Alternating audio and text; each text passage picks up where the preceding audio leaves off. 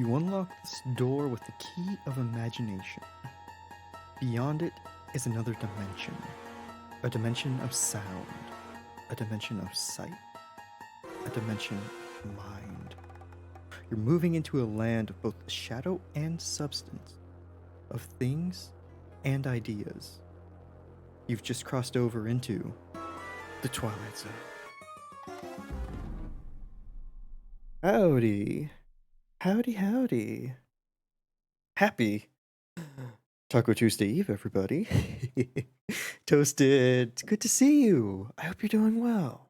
Hope your Monday was well. Oh, they just kind of seem to go on forever. But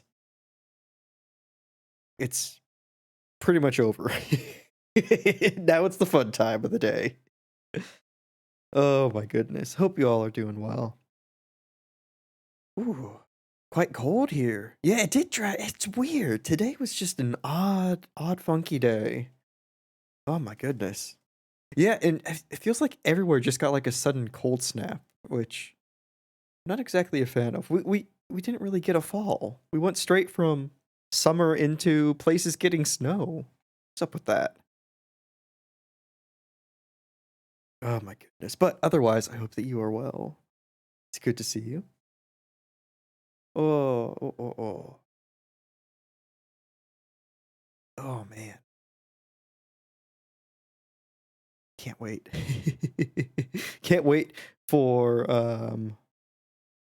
you got a beautiful fall, but it didn't last. Oh my goodness. Oh, we went from summer and then in like kind of intense um wildfire season, like end of the season where we had a fire that just wasn't getting put out. And that lasted for a couple weeks and then bam, winter.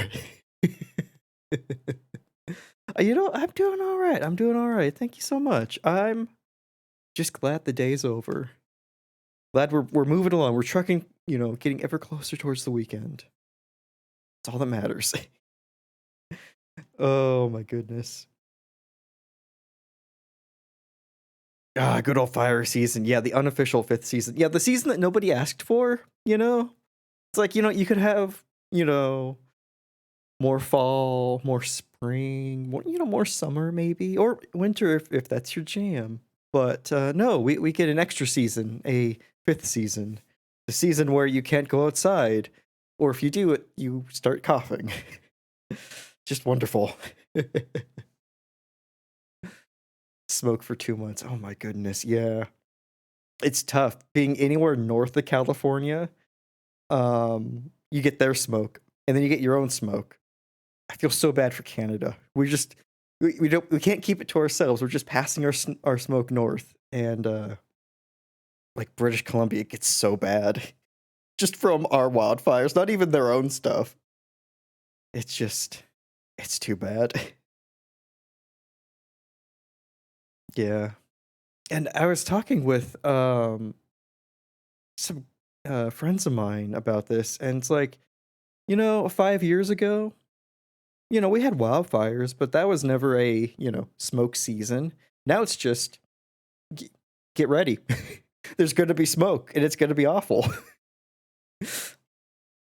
And I hate it. I don't want any more of it. Oh, goodness. Oh, you're originally from NorCal? Yeah. Oh, my goodness.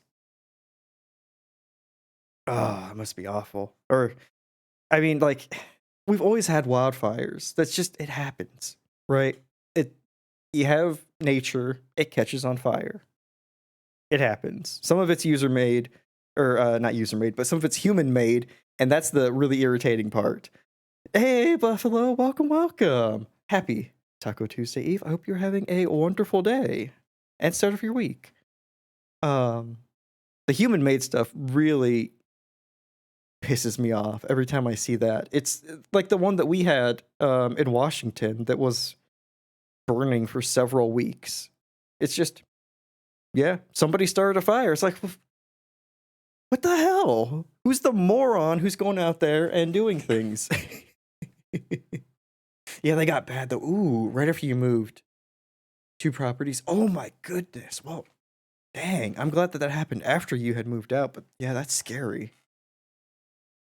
Oh my goodness. I luckily have never lived in like a fire wildfire, affected zone and just from like smoke, but I can't imagine how scary that is cuz that is a season and you have to worry about evacuating and everything and um I remember seeing some people in Oregon, I believe, just making sure that they keep in touch with everybody, keep checking the news, just on the lookout for a possible mandatory evacuation, which God.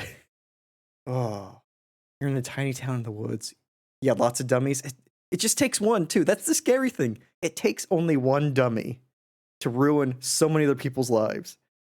And other beings, even, because animals and everything that depends on forests. It's just like, wow. Are we really gonna make it as a species? We make things so that just one person being a dummy can can have horrible repercussions for everyone around them. Scary. It's scary. Well, that's the existential horror part or crisis of the stream. We hit our quota early. Hopefully, we can go along without it, without another one. But we'll see. This game tends to instill that in me as well.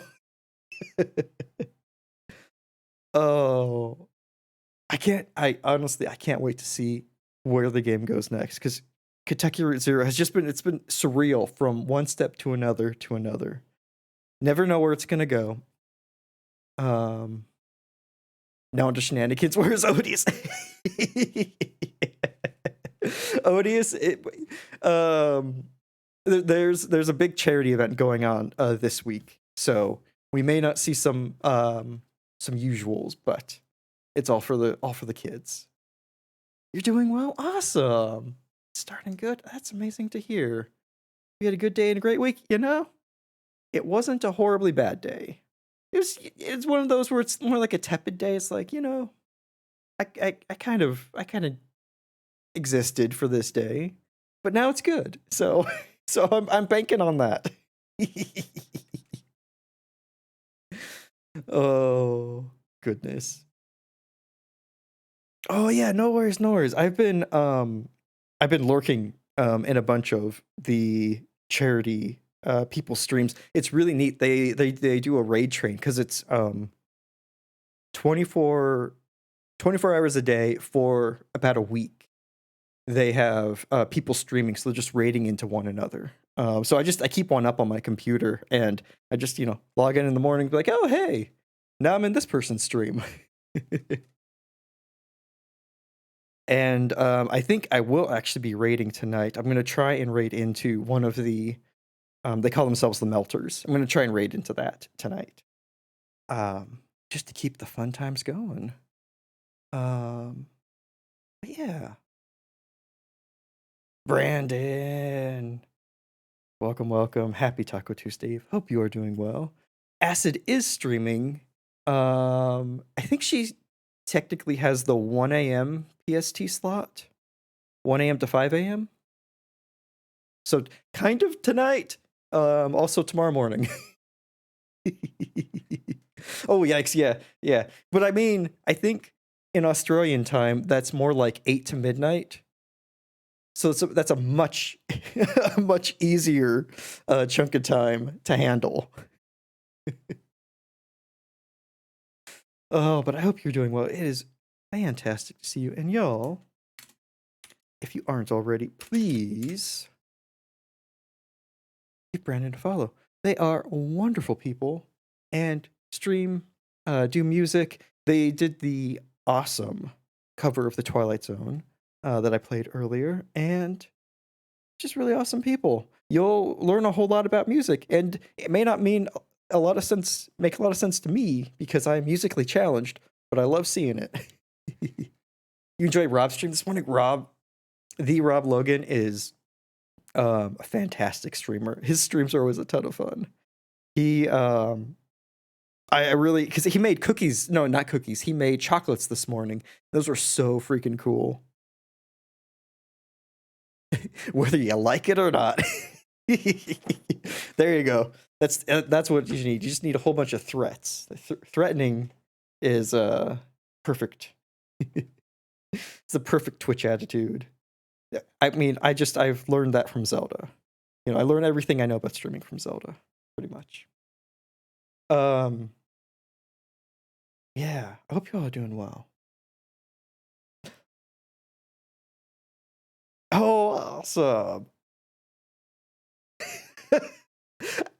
Vernon, I wasn't gonna call attention to that. Just so you know, like I saw it, I wasn't gonna call attention to that. You were totally fine to not point that out.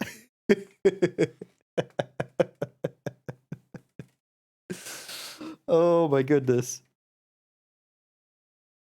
Oh.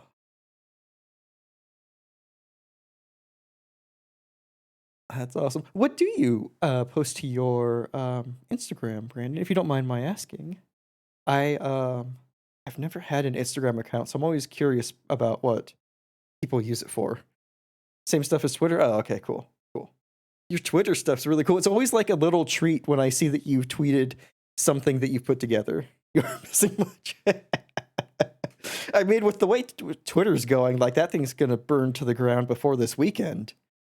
Like shutting off 20% of the microservices, you know, just say, you know, which, you know, happens to harm login if you have MFA, you know, two-factor. It's fine, really. Who cares? Who uses that? Instagram's weird, like a ton of trash, but you found it super cool stuff too. Nice. As long as you like keep finding things that you like. I mean, that's the perfect. Why else would you use something like that? Like, it's not necessarily an Instagram or a Twitter like, but like Etsy's wonderful. There's a ton of stuff that I look at or that like I just enter in like a search term and like it's like, oh, somebody tried to do SEO on this and just add every single word to their product. This isn't helpful. But every now and then there's like a couple of things it's like, damn, I never would have thought of looking for, you know, a mug or something just like that. That's so cool. Everything you put on Twitter and Instagram is just an idea from you stole it from someone on Instagram. Super cool but chaotic. It is. It's wild. So I'm looking at, for some reason I've gotten into a Legend of Zelda kick right now. I'm going to play Majora's Mask again because Brandon talking about the modifications you've done to your 3DS, and then I've done modifications to my 3DS as well, got me into wanting to play the 3DS version of Zelda again. And I've been looking, I found like there's a rug on Etsy that has an incredible like Majora's Mask print on it, but it's a rug. It's not a poster. It's not a blanket. It's not anywhere else I can find. It's only on this rug that they've done this incredible print.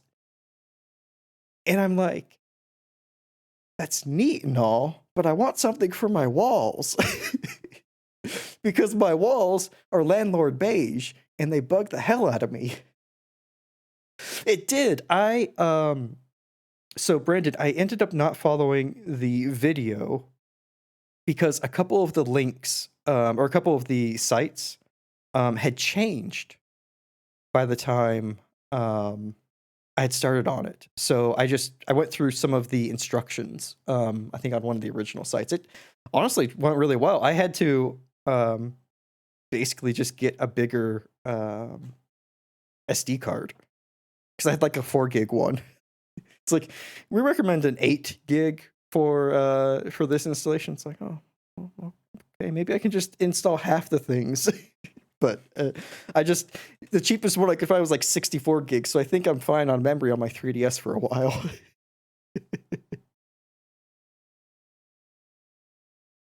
But I get so nervous contacting people. Like anytime I have to message somebody about something, it's like, yeah, man. I'll just do 6 months worth of Google searches until I figure it out. till I find that same print somewhere else. Hey, Merriment, welcome. It's good to see you. Happy Taco Tuesday Eve. I hope you're having a wonderful day. Ooh, yeah. He has to make a new video every like 6 months. Yeah. I bet, because one of the sites that's referenced is like just some hobbyist site, and like the disclaimer on the site is, yeah, these links are not guaranteed to work or to be permanent. This is just me futzing around with with jailbreaking my 3DS. It's like, okay, cool. Could you leave maybe some of the older stuff up so that people following, in a path can, still use it? uh, it was surprisingly easy. You were right. It was very neat.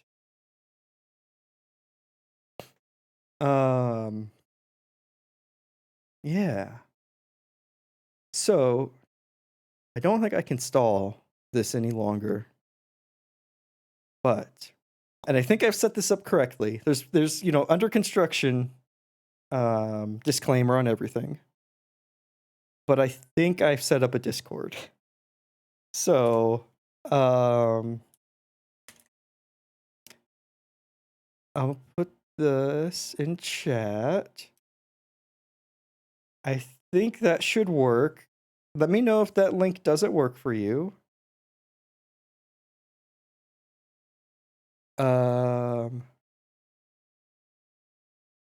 It should at least allow one person in. if the invite link worked at all, it should let somebody in. Oh, hey, cool. Yeah. Sweet. There we go. Awesome. Thank you. So another disclaimer. For some reason, Discord doesn't give me the option to integrate Twitch.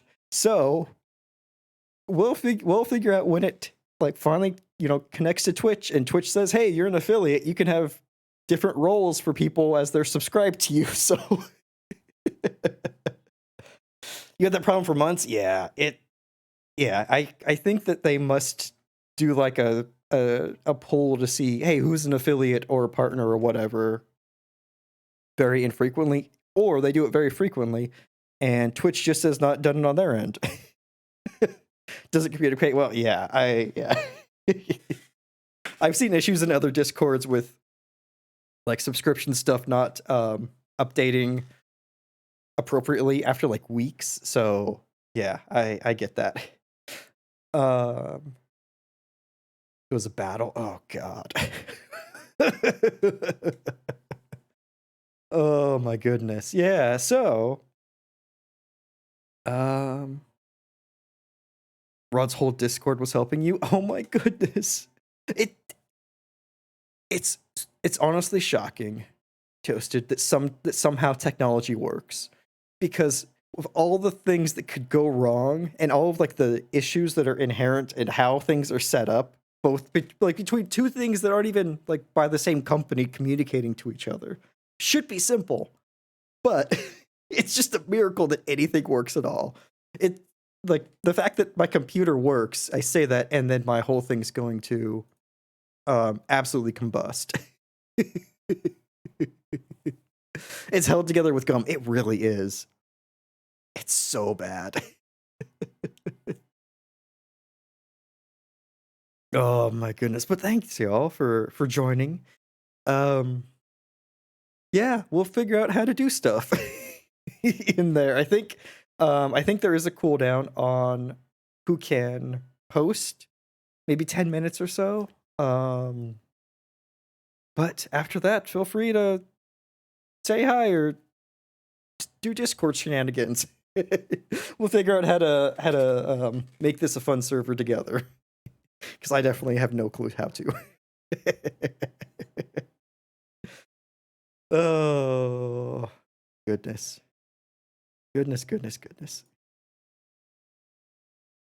Well, how about some games? How about some Kentucky Route Zero? We are starting Chapter 4, and I have no clue how it's going to start. We ended last time with a interacting with a phone and calling some hotline number and then going through all the options in that number, which were all hysterical, but have no major connection to the story as a whole yet. You set one up, I've done nothing with it. Yeah, yeah. I have I've had a like private one ever since I signed up for Discord, because I use it for notes because it's on my phone, it's on my computer, it's easily accessible. But yeah, setting up one for other people to use as well, it's like, oh, I don't know. I don't know how I could do this.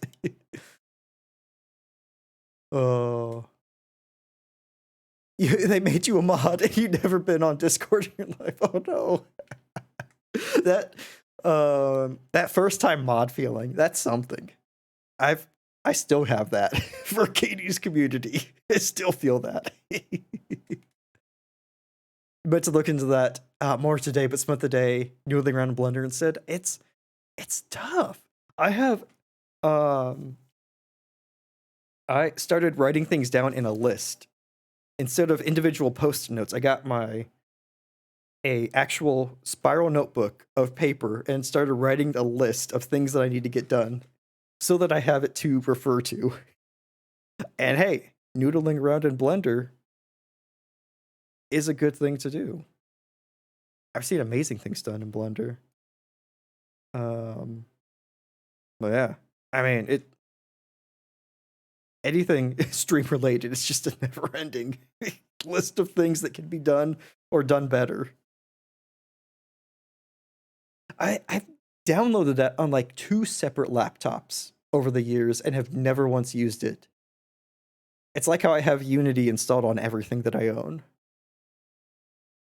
And yet, only, pop open a Unity tutorial once in a blue moon. Not used it in years, but you liked it. I've heard really good things about it, yeah. One of my coworkers who's an artist, he was working in Blender at like the beginning of the pandemic, just as like some, some way to keep creatively sane. Good enough that you will to that rather than traveling so much. Interesting. Well, Brandon, best of luck to you. I hope that goes well. Do you use any tutorials or anything like that? Or if anyone has any tutorials to recommend, maybe and you feel like popping them in, might be helpful.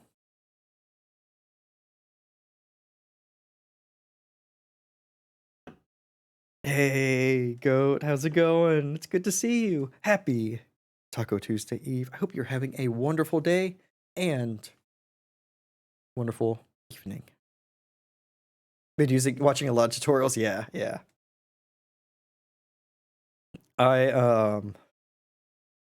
What used to be a yearly, oh crap, do I hate my profession, has turned into a monthly, which is then turned into a weekly, and I'm not quite daily yet, but I'm about weekly of do I need to switch what I'm doing because I am finding no satisfaction from this anymore.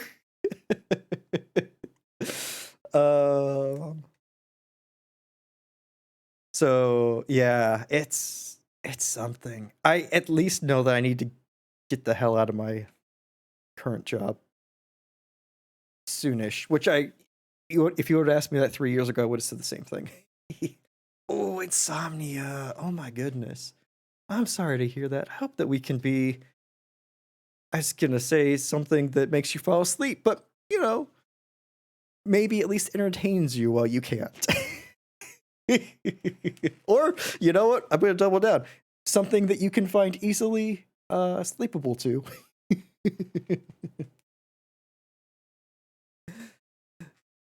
Oh. Goodness.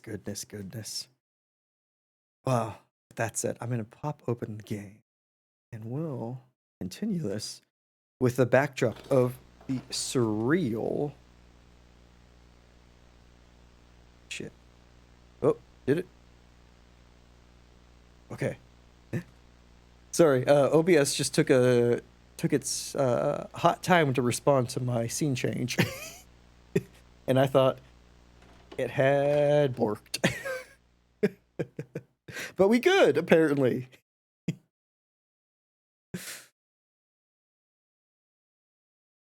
Surreal shit. Yeah. That was the panic. That was the second existential crisis of the day. We're really knocking them out. 2 in an hour. Let's go. 2.5 an hour, even.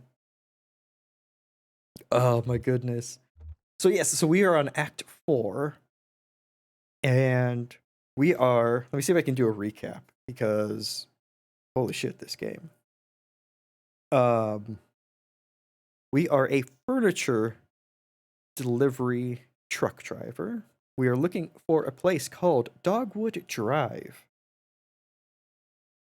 Or is it Dogwood Lane? It might be Dogwood Lane, because I remember thinking that Dogwood Drive sounded better because of the alliteration, but it's Dogwood Lane.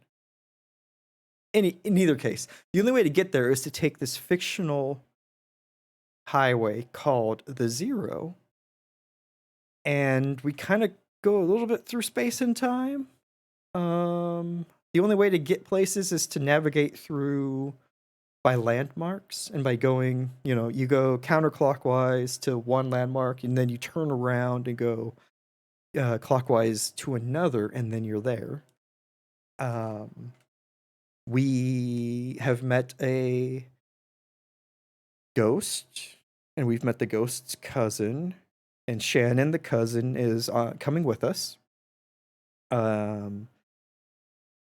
We also met a robot named Junebug, who performs at a local dive bar. We lost our leg due to a mine collapse, and our leg was replaced with a skeletal replacement. I mean, it basically looks just like we have regular, just leg bones. Don't drive on shrooms, exactly. New skelly leg, it's perfect, really. It's got to feel like so much lighter. It's got to be weird, like you're constantly like almost kicking people because you're going so your leg is so light compared to the other. But yeah, I mean that. Oh, and so we're still looking for Dogwood Lane. We had to go to a architectural office to get information on that, go through some bureaucracy there, and then we had to go into the woods, which we were dropped off by Eagle. And then our car broke down, and we met Junebug. They gave us a ride to their gig, and now we're kind of hanging out with us. And I guess that's where we find ourselves as we start Act 4. Continue. Oh, and now we start Act 4. Okay, good. This time we start.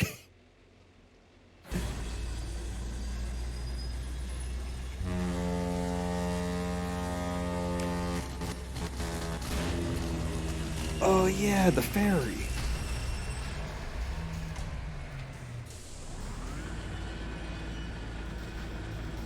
An animatronic mammoth, okay.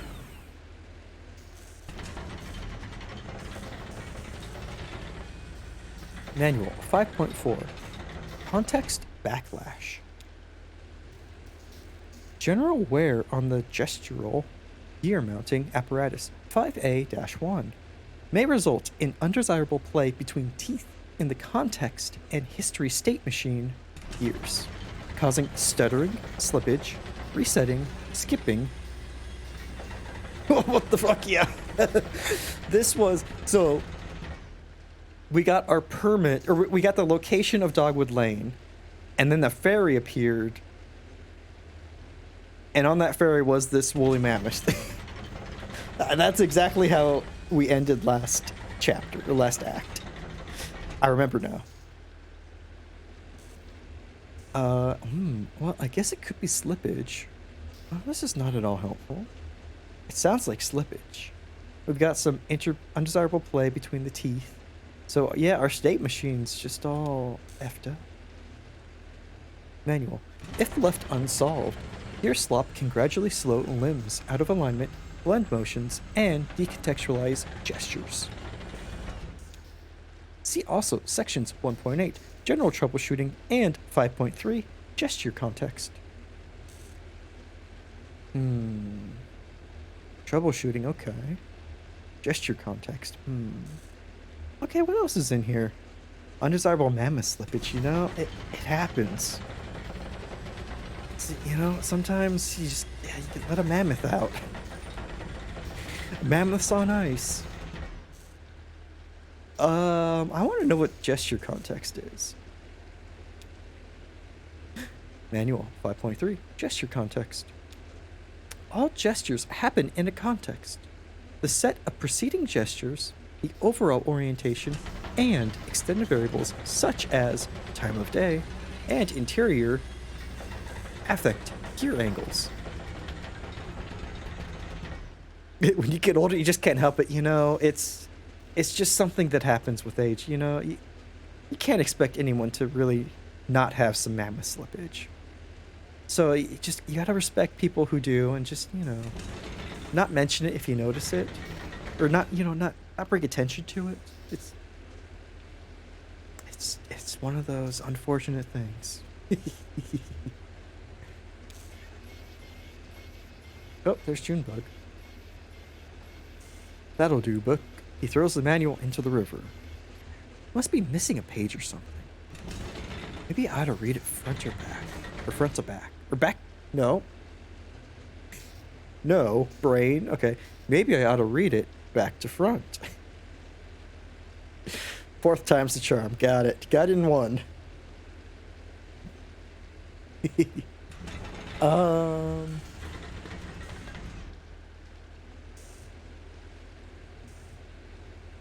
I mean, this could have some good, like, warranty information. You should throw it away.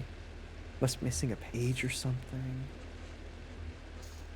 Let's read it backwards. My savior, our friend here is in a bad way. Any insight? I try to stay clear of high voltage these days. Time to put that mammoth out to pasture, Will. Yeah, I'm sorry, buddy. We have to old yeller the mammoth. It's its time. Oh, I feel certain she's got a few trips left in her. If only she had a more capable surgeon. Sadly, mechanics are in short supply down here. I think the setting is too romantic. It scares them off. Wow, just some subtle, or not so subtle, mechanic shading. Shade. I can speak. It's okay. What brings you down to the Echo tonight? A mighty fine question. Just tagging along. I always end up here, eventually. It's kind of a nice place, kind of picturesque, and Junebug can be romantic, so yeah.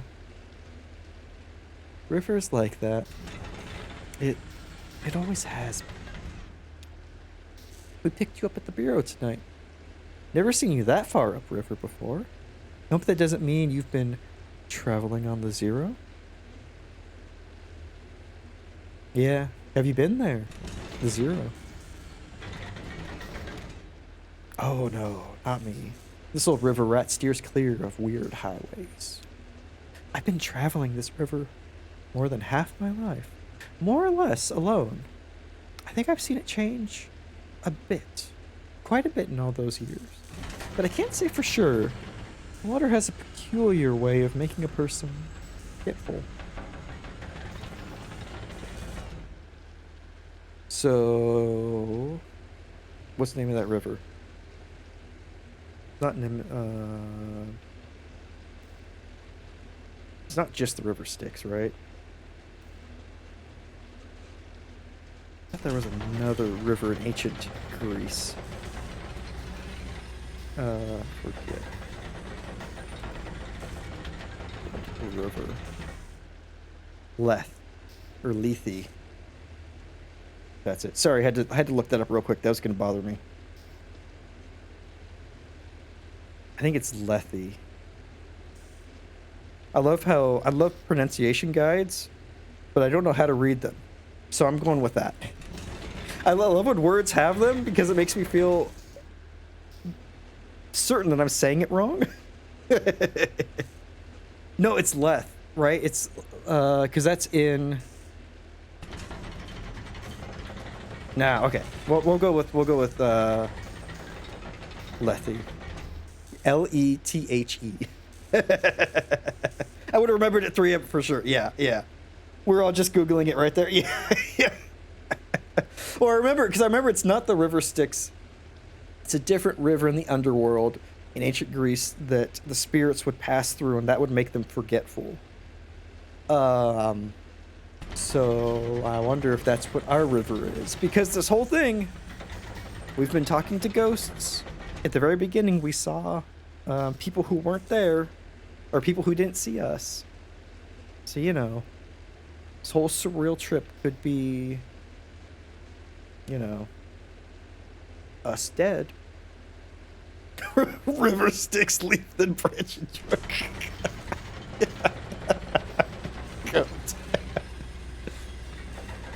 Oh, I love it.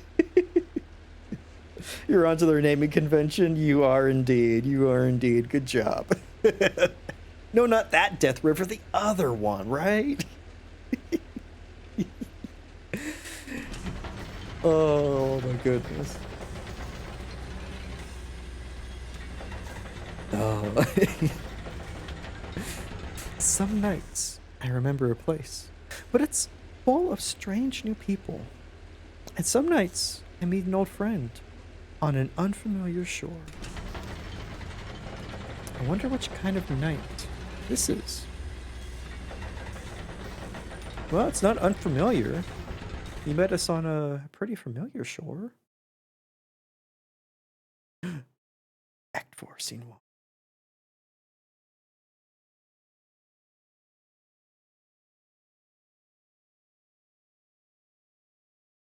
Oh.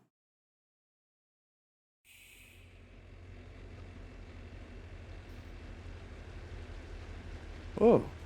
Wait. Are we Shannon? No. Who are these people? Kate, what's up? Doggy.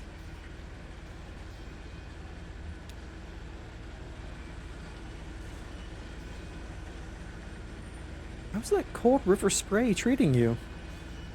I mean, it's a bit forward, isn't it? I thought I saw you squinting. It's hard water, you know? Hard on the eyes. It still irritates mine a little. And I'm piloting a tugboat through it 6 nights a week. Don't be too shy to close them in public. Your eyes, I mean. We'll just assume you're thoughtful. You need tea. So, oh shit. Agrispy. Agarita? Definitely. Peppermint. Dried sprig asparagus. Or agraricus? My brain's on like full autopilot. Milk thistle and dried reishi. Oh, we are Shannon. Okay, cool. What are all those for? Eye strain. Dried sprig agraricus masks the taste of the rest of it. Dried reishi, in particular, has an eccentric flavor profile. It's mushroom based. Hey. I mean, we didn't say anything about not, you know, piloting a boat while on shrooms. I'm a big believer in the fungal pharmacy. Big pharma out here. Watch out. Is that your pupper? Can I pets it? Yeah, that's Valkyrie. I call her Val. She's a rescue. Isn't she dignified? I've always thought so. A cat below deck too? Yeah. Is that your cat too, below deck? Huh? I thought that was your cat. He came on board with you at the Bureau. Well, it wouldn't be the first time some strange animal hitched a ride. Hope you enjoy your trip on our little mammoth. Take advantage of all the amenities. Fresh air, cozy bunks, hot tea, the video room. There's some pretty interesting tapes down there, actually. Unusual, I mean. Weird. Watch out that VCR doesn't take your hand off, though. It's untrustworthy. Whoa. What kind of weird tapes? We don't need to get into a discussion of what they might have, on their tugboat. They, just have to themselves in the middle of, a river. Don't really get too many, passengers, we don't need to worry about it. Attack of the Killer Tomatoes must be there, I think you're right. Just full of like 90s and before, like B-movie horror. And Tremors. You have to have Tremors in there as well. They have the entire Tremors series, even the ones that only came out on DVD. Somehow they have those on VHS as well. What's wrong with the VCR? I could take a look. Oh, please do. I don't know anything about electronics. Maybe try a few different tapes. You'll get the picture. Aha. We'll be able to watch all the videos. Tremors? Yeah, right? It's a classic. Hey, do me a favor. Go ask Will how the repairs are going and if he needs anything. We're coming up on the next stop here. Just refueling and picking up a few things. I could grab a bolt or some wire or something. Whatever he needs. Oh my god, Police Academy, 100%.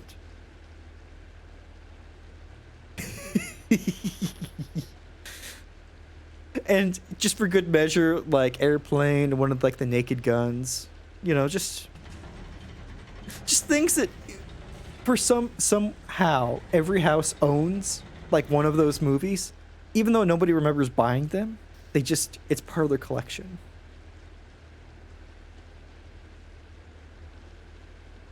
Like every now and then, like it's just a Mel Brooks movie just slips into somebody's movie collection without them noticing. And then it goes there unnoticed for years. They move with it. They pack it. They unpack it. And then one day they realize, hey, when did I get the history of the world? Surely you can't be serious. I am serious. And don't call me Shirley. They don't have fifth Element, you'll right. That's the other one, yeah. Well, Eyes on the Road. That was a bad laugh I did. Pet the dog. Let me pet the dog. Okay, fine. I can't pet the dog.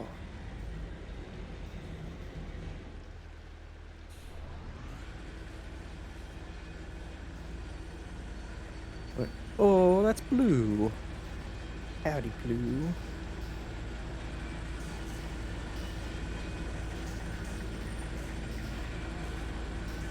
What? So, do y'all have a movie? Maybe Fifth Element is yours, Toasted. Where if you see somebody's movie collection and you're like, let's see if they have this, and then that greatly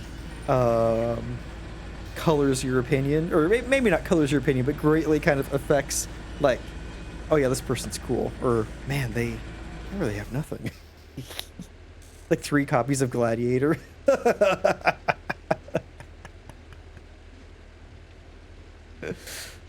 Everyone had Gladiator. I think I only saw that on like TBS, maybe even TNT. It's one of those channels. Years after it came out. The Mario Bros movie. Is that actually still in print? Or is that just something you look for and you're like, this person knows what they're doing?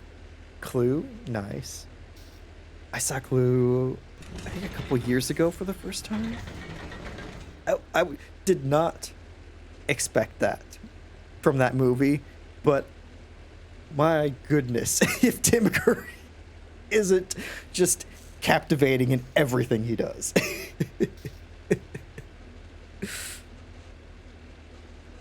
Oh no, are you the only person who owns that? You might be. Does anyone else own the Mario Bros. Movie? I don't think I've ever physically seen the Mario Bros. Movie. Like in person. Like it existing. As like a physical thing to reach out and touch. You have the Mario Bros. Movie on VHS code. Oh my goodness. That's awesome. The Birdcage. Oh. Remind me, who's in that, Merriment? And also, I don't know if I said hey to you, but hey, happy Taco Tuesday Eve. You're doing well.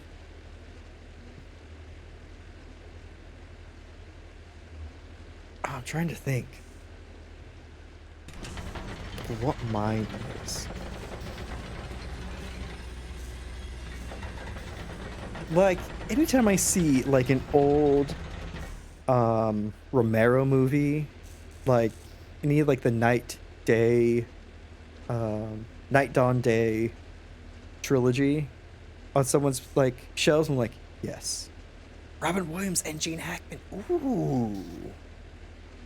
Nice. I don't think I saw Birdcage. I'll have to write that one down.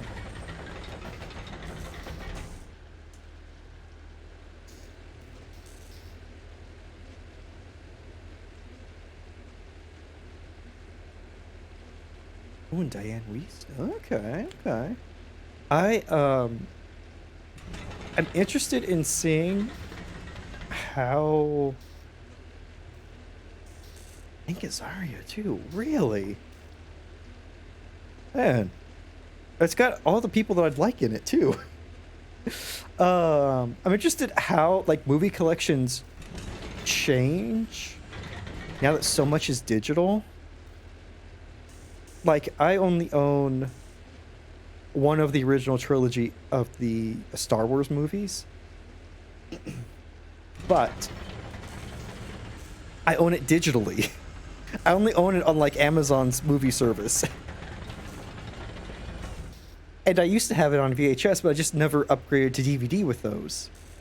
And it's like, I wonder how people's movie collections, well, A, when they're starting out, like, you know, kids that are younger than me, how their collections look, if they have any physical.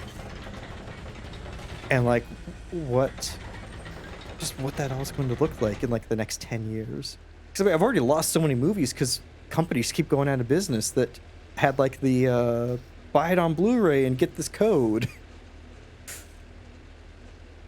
And other companies, like there are like 3 of them that were doing it. That always had the code with, you know, buy it on Blu-ray. And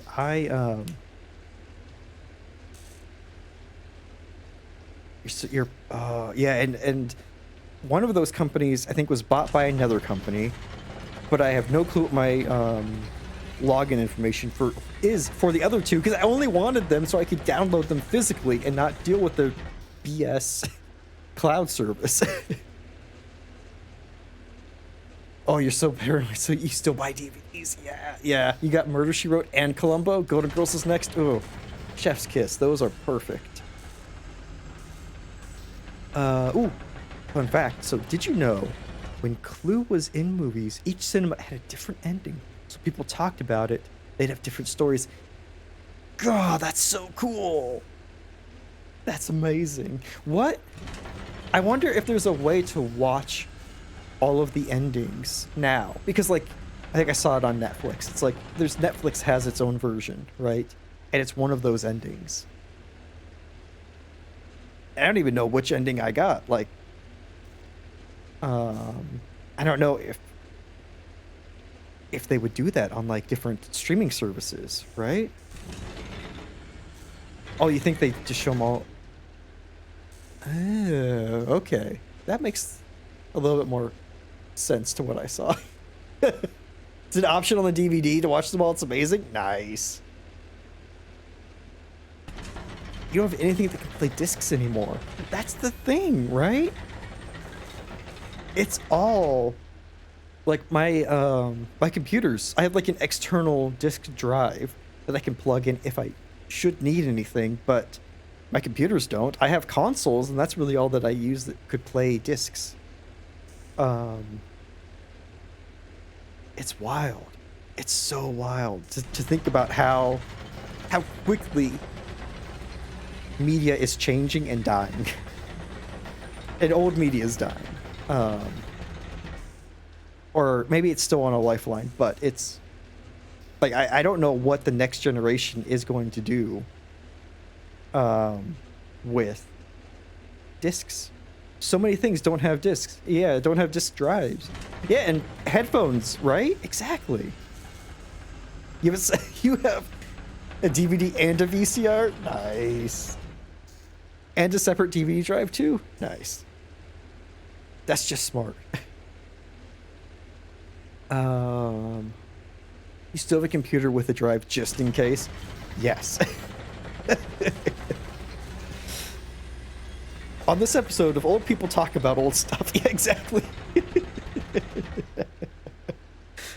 Well, I mean, yeah, it's weird. It's weird to feel. Maybe this is just how people always feel, but like you're starting to, like how irrelevant things that you grew up with are becoming. And like I think back to how you can't see my hand, so this doesn't help. But how kids when they pretend to answer the phone, they don't do the the pinky and the thumb. They just do the flat, hands of the face. And the headphones things, it's so annoying. At least my phone came with an adapter for the charge plug so that I could use physical headphones on it still. That was the only saving grace for that. Back in my day, we had to wind up tapes.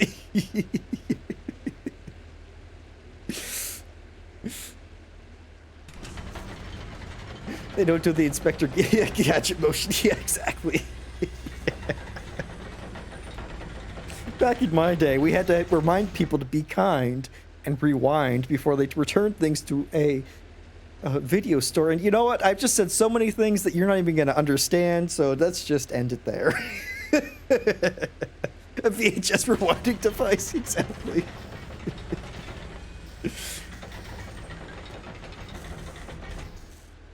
Oh my goodness. I remember how big a deal DVDs were when they said you don't have to rewind. They made that such a freaking selling point. Oh, la-dee-dar.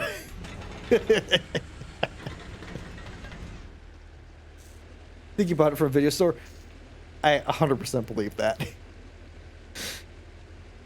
Why would they wouldn't want a VHS player. They just want something to automatically rewind the tapes because no one's kind.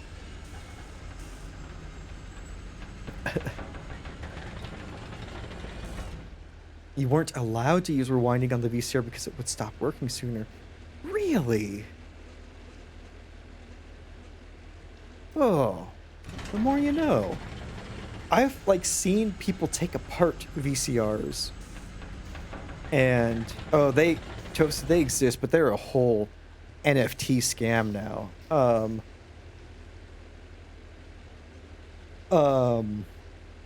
it was fascinating to see how much goes on underneath, like how much engineering goes in. So your parents bought a separate one? That's just smart. That's just so smart. Oh, but yeah, Radio Shack does exist.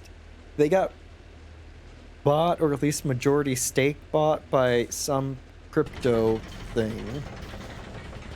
And if you look at their like Twitter account, if their Twitter account's still active, they would post provocative memes and whatnot to get people engaged in their posts, but really they're pushing like a shack buck or like a radio buck or whatever their equivalent of Bitcoin is. Just the world we live in. Where you buy a corporation to sell crypto. It's bizarre. I mean, you could say that about the last 3 years. Your dad bought every gadget ever. Oh. Man, yeah, physical stores with like wild, brand new things, or like things that were like years and years old, and you just like find it on a shelf, be like, oh yeah, look at this, they still sell cassette players here. Why? Because they had them in stock and they couldn't get rid of them. What future is this? I mean, it's pretty much the worst. Pretty close to it. Let's see if we can get our way out of this one. Third existential crisis of the night. We're really banging them out on a Monday. Sorry, on a Taco Tuesday Eve. And now to shut me up so I don't introduce another crisis, let's talk to Will. Yeah, Back to the Future lied to us. It's not bad in a cool way even. No, it's not. It's really not. All those movies predicting the future had so much better ideas in mind than what we actually got with social media algorithms, billionaires run amok. God. The sneakers, man. I mean, yeah. Future fashion was always better. Not even cool. Not even Running Man cool. It's really not. And that's saying something. Where's my Mad Max truck, right? I mean, has anyone checked on Astoria in the last, like, 10 minutes? Well, maybe they have the Mad Max stuff covered by now. And they have at least a cool future. You never know.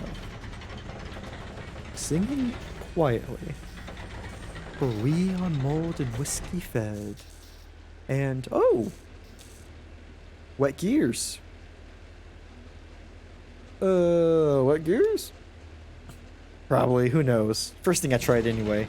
Down here by this little blue box, I took all the gears out and dried them each by hand, and then I loaded them back in again. That took care of the grinding sound, but our trunk keeps doing that sparking, clanking, weeping thing. To be honest with you, I'm not really qualified for this work. Kate's a friend. You know how it is, don't you? When we notice a difference, fair. Instead of an algorithm predicting crime like Minority Report, we have Facebook that reminds you stupid shit you said on life 12 years ago. Yes. Yes, we don't get cool precogs. We get companies that sell our personal data to keep track of us at all times and what we might want to buy.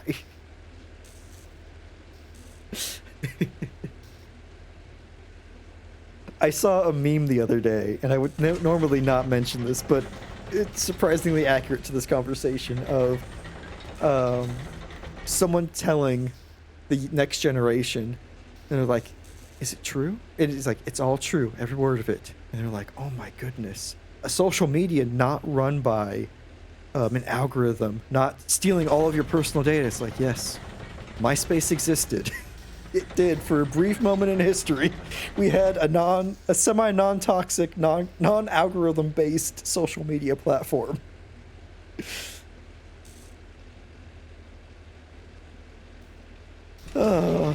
Things were so much simpler in those days.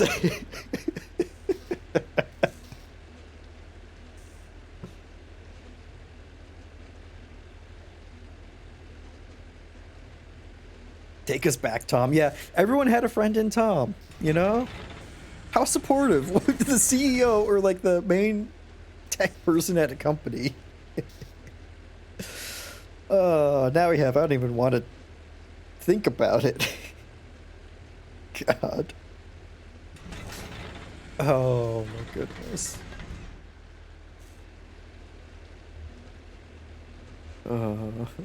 Not creepy at all. I mean, not in those days. Our top 10 friends get Tom, promise. Yeah. What if, like, MySpace is still around, right? Like, it's mainly for bands. If I remember that right. Wait, what if we just all flock there instead? Discoverability is going to be a pain again, but hey, kind of sucks everywhere else too.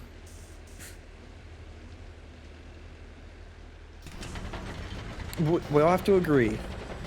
We have to, when we make our MySpace page, it has to autoplay at the loudest possible sound. Just, it has to. We can't be MySpace without that. Back before you could mute tabs or mute sites. Autoplay the loudest song you know at full volume.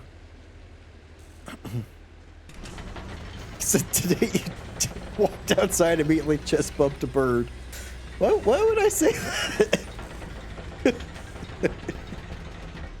Dark times indeed. Yeah.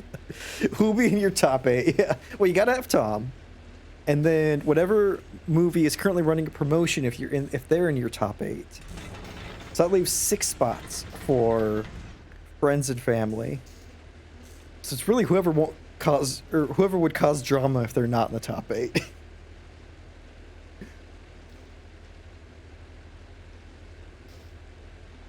Oh.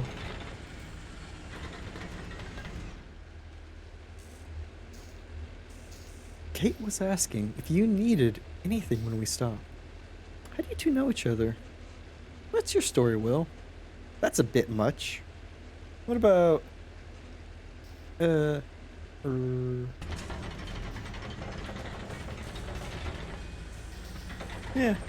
let's just stick to business. Fight. Yeah. Top 8 was a lot of stress. It was a lot.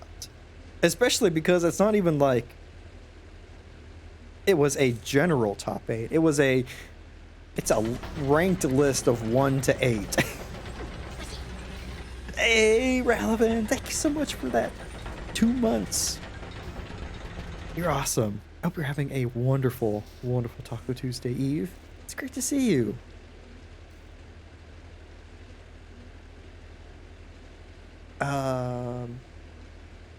Yeah, the ranked list of the top 8, if they weren't top 1, people would freak out.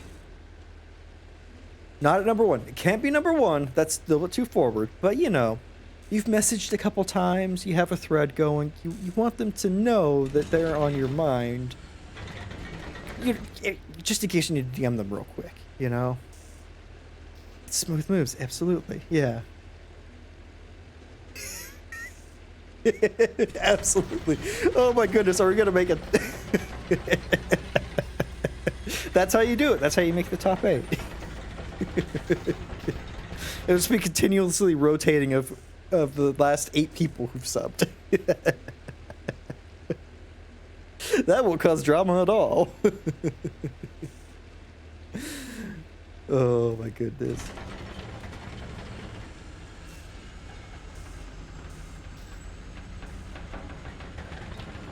100% did not work. I mean, you know, you had to throw those little, those hints out there. Even if they were so obscure that they did not work, especially in the MySpace days. Oh my goodness. Oh.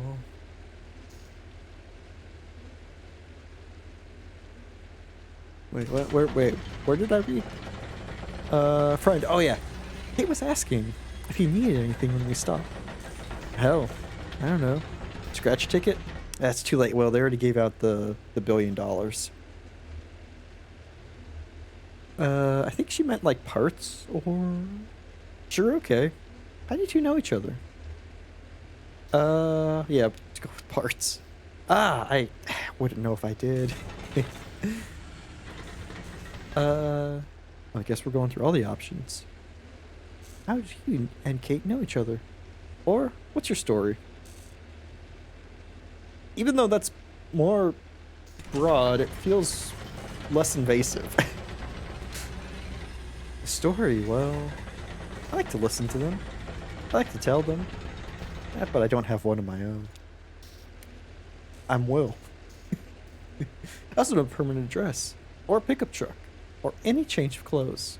I wash my laundry in the river, and in that moment, I am truly free. Free balling it in the river. Gotcha. I don't even have any shoes. That seems uncomfortable. Hey, I should tell you where I left my shoes. Oh shit. Fetch quest for shoes. Okay. Did you know I'm a classically trained organist? It's true. Look at these long fingers. Ooh. These pedal gripping toes. It doesn't matter. A minor in French literature earned me a position teaching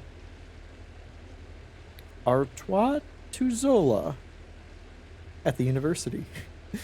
Giggity. I mean, so many things. He's showing her his feet, his fingers. I mean, Will's coming on a little strong. Talking about how he likes to play his organ, you know. It's all over the place. Will's he's trying to put us in his top 8. Well, some shitty governor cut state funding for our department, and I was demoted to mopping floors, running wiring through walls, or in dangerous places. I even operated the soundboard at the student theater. Long fingers, eh? Yeah, I mean, you leave something to mystery. Exactly. Well, we asked Will one question, and we're getting all this. Needs to learn to, you know, plant, you know, some seeds of interest, and then, you know, we'll start asking more questions. Don't just give us everything up front. Because now we're already talking about how you lost your job, and that just was straight from A to B. What next, ankle? Right? I mean, he's got the short shorts on. You can see that. So, I left my shoes there at the university. It was a protest. Walk without shoes for something or tragic. Scandal, indeed. I ended up by the shore, and soon I was drifting along the Echo. It ran for a while above ground. Then, it ran for a while above ground then. It doesn't anymore. But I prefer subterranean waters anyway. Kate brings me along, and I record what I see and hear. I try to help with the maintenance. I drop off the mail and pick up the trash. On occasion, I take the helm. Anyway, that's all I try to remember anymore. I'd listen to the river's stories, and my own stories get fainter and fainter. Well, I'll just keep trying gears, I guess. Okay. Ezra runs up to Shannon. Whoa, slow down. It's slippery on deck. Do you have batteries? Yeah, of course. What for? Johnny said I could use his tape recorder, but it needs a battery. Oh, fun. Well... Shannon searches her pockets. Here's 4 different kinds. Surely one of these should fit. Thank you. See you, kid. Oh, nope. Oh, now I'm the kid. Oh. Let's talk to Will. You got your batteries, small man. We'll get you some tape. Okay. Don't need to tell me twice. Yep. Thank you for that hydrate. Are you playing along as well?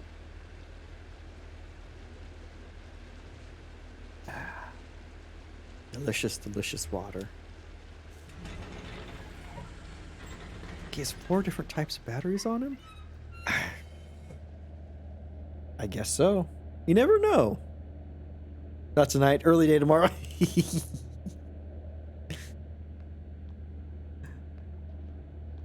Not even Boy Scouts are that prepared. You know, that just shows you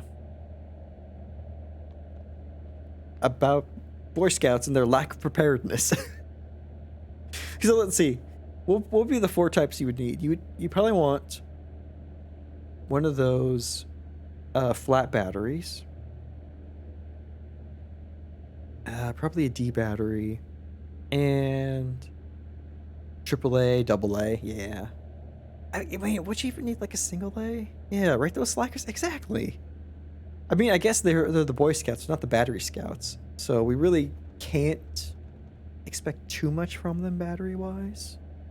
I bet Shannon probably was like, got all her patches in the Battery Scouts. To Junebug. Really? You were entranced. You don't remember this? It's okay. We've seen a lot of concerts. Cyrano opened. His tape machine was broken or something. It got really cosmic. Right. At the flower shop. I remember that show. Just... Sorry, Clara. Well, you have a second chance to hear it tonight.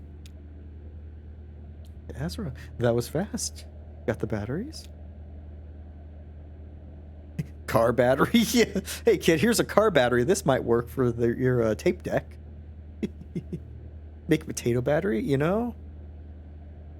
Shit, Toasted, you're right. And potato battery is probably the best option of them because it could power anything. Hell, it powered an AI once, you know? We can't just ignore that GLaDOS was completely powered by Potato at one point in Portal. So, yeah.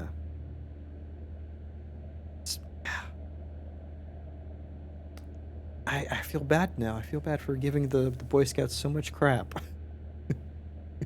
And their battery preparedness. Let's see. Perfect. This one will do. So you hit this button here to record. Hold it right here so you don't ever cover the microphone with your hand. I bet you'd find a lot of good sounds just around the tugboat. There's plenty of tape in here, so don't be stingy with it. Just record anything that catches your ear. It really changes the way you listen. For the better, I mean. Are you playing a concert tonight? I could record that. Yeah, Clara here came all the way from Lithuania just to do this Echo River gig. It's a tour. Tomorrow I'll be in Nashville, and then Atlanta. Then over to the coast. Brutal. Well, we're lucky she's making a stop. Johnny and I saw her play once, and I remember loving it. And Johnny was moved. Speaking of Cyrano, it's his night at the Rum Colony. Kate said she usually stops off there. Well, that's ideal. I'm supposed to meet a lady there to look at some old engine parts. About 3 hours ago. 3 hours goes fast at the Rum Colony, ma'am. I bet she's still there. I hope we don't stop there too long. My concert is soon.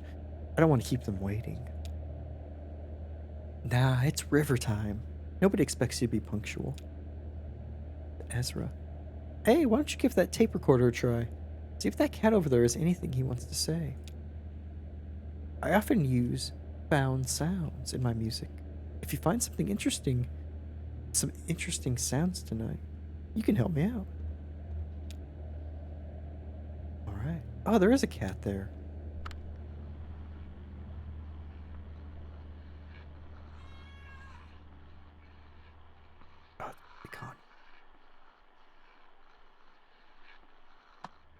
Ooh. What happened to your arm, Conway? Oh.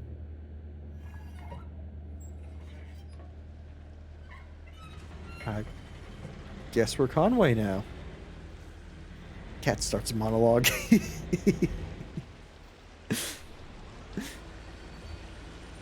And they wouldn't feed me, even though it was basically dinner time.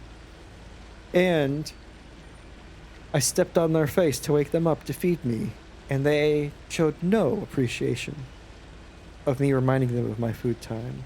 I got locked outside of their room. I had to yowl for 5 more minutes until they would get up and feed me. His bonitis. I know! What's going on with his arm? Oh. Is it our debt to the distillery? I wonder if it's our debt to the distillery, because they were all... Another thing that I didn't mention in my recap. We accidentally got into debt at a distillery where everyone who worked there were skeletons. And the only way to pay off our debt is to work there pretty much indefinitely, because it's a way of, you know, keeping people in debt so they can only pay off their debt to you. And the interest rate's so high that you're just constantly working at it. So you pretty much never just touch the sum. You just hit the interest rate. It's a whole thing. And we start there tomorrow, which would be theoretically after we have dropped off this package, this antique. You know? It's the strangest thing. I can't remember why I came up here. Maybe you should slow down. Nah, I'm good. It's just that thing about... What was it? When you walk through a door... When you go into the kitchen for something, and as soon as you pass from one room to another... Yeah, you just forget what you wanted. You have to walk back out to remember. Like you left part of your brain behind. Hey, I wonder if I could follow that brain crumb trail all the way back to the room I was born in. Conway cranes his neck over the railing. You were driving for hours. Get any sleep?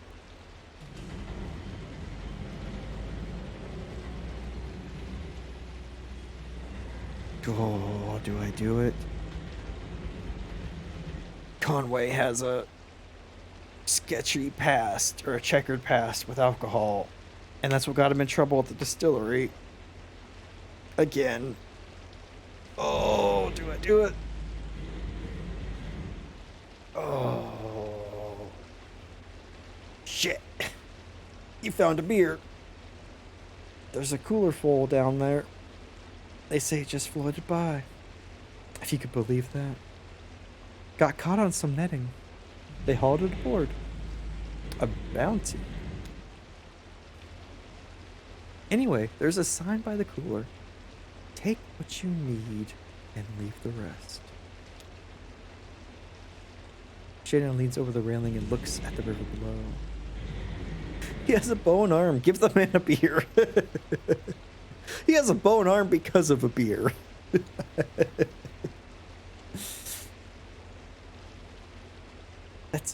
There's all kinds of trash down there. It does look cold, doesn't it? Did you see Ezra go in?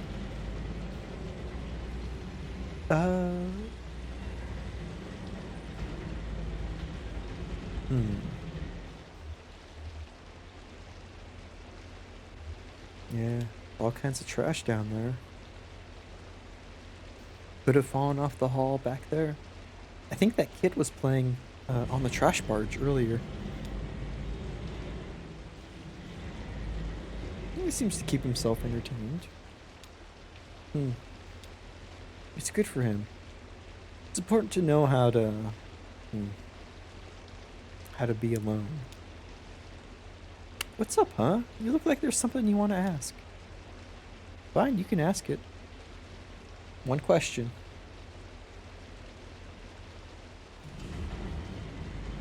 Asking if he really wants to work at Hard Times doesn't exactly matter because he doesn't have a choice. It's more resigned. I'll work there, I guess. But I thought you didn't drink. I think it's the bigger question. Well, I didn't. I mean, I did. And then I didn't. And then I did again. That's how it always goes. I drift out. Finally wind back at Lizette with my head between my legs, saying, never again. 15 months this last time. I think I hung on because I knew there wouldn't be for much longer to be. Wait. I think I hung on because I knew there wouldn't for much longer be anywhere to go back to. She went to live with her sister now. She probably won't remember me for long anyway. One time, she picked me up out of a ditch by the road, blackout drunk at dawn. I came around later that night. She's taking care of me. I told her I didn't deserve it. She said I didn't have to deserve it. She sounds like a saint. We should all have someone like that. So you'll go to the distillery instead? I've got to repay my debt. Hell, I should be grateful for the opportunity. You want to die with any dignity, gotta settle up. That's why it's such a damn shame when people go, son. Oof.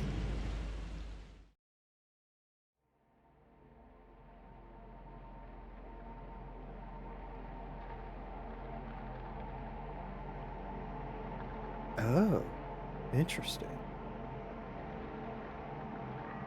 I'm sure I talk too much. Everyone on this river does. The problem is that we listen twice as much as that. We're only telling you half of the stories we hear. Kate told me I ought to be a photographer.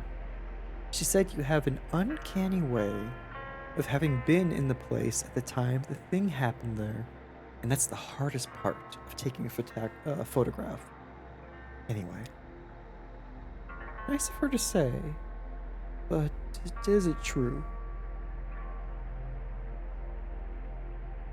Though I know just about every story on this river, most of them I picked up second, third, or fourth hand, and so on. Listening. See? Hey, Odious, welcome. Happy Taco Tuesday Eve. How are you doing?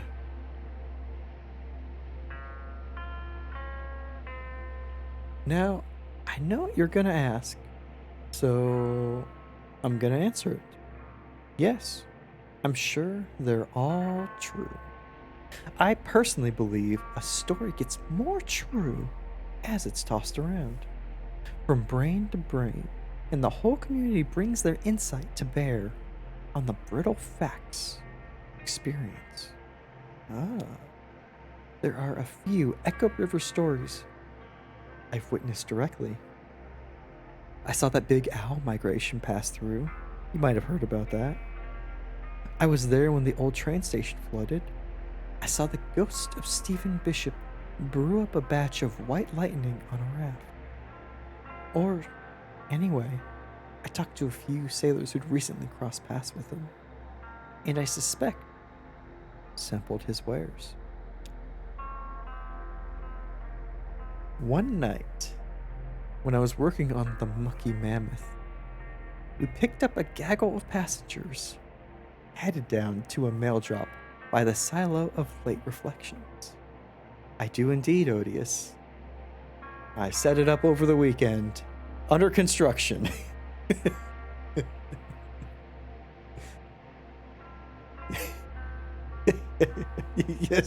yes, you can. I think there's like a 10-minute or so cooldown from joining to be able to post, so keep that in mind.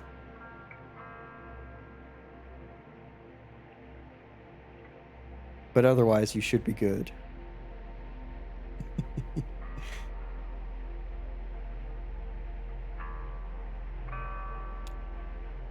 I knew a couple of them in passing, a pair of traveling musicians whom I often encountered on the river.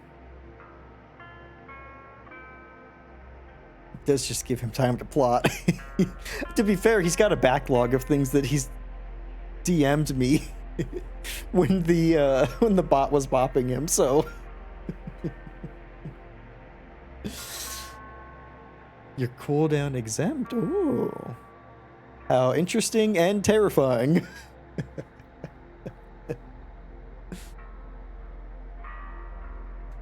The others were strangers to me. At the time, a young woman, a small boy, and an old man whose name I didn't catch. Oh, and a smelly old dog. We docked at a gas station so the mammoth could refuel. Interesting.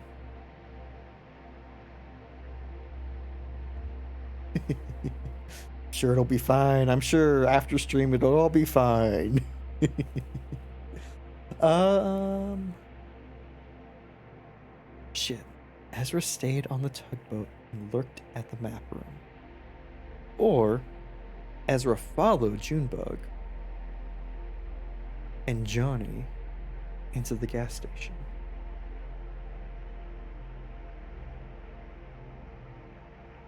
I think Ezra would follow into the gas station. Yes.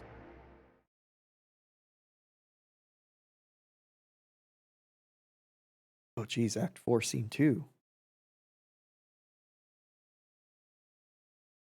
A gas station.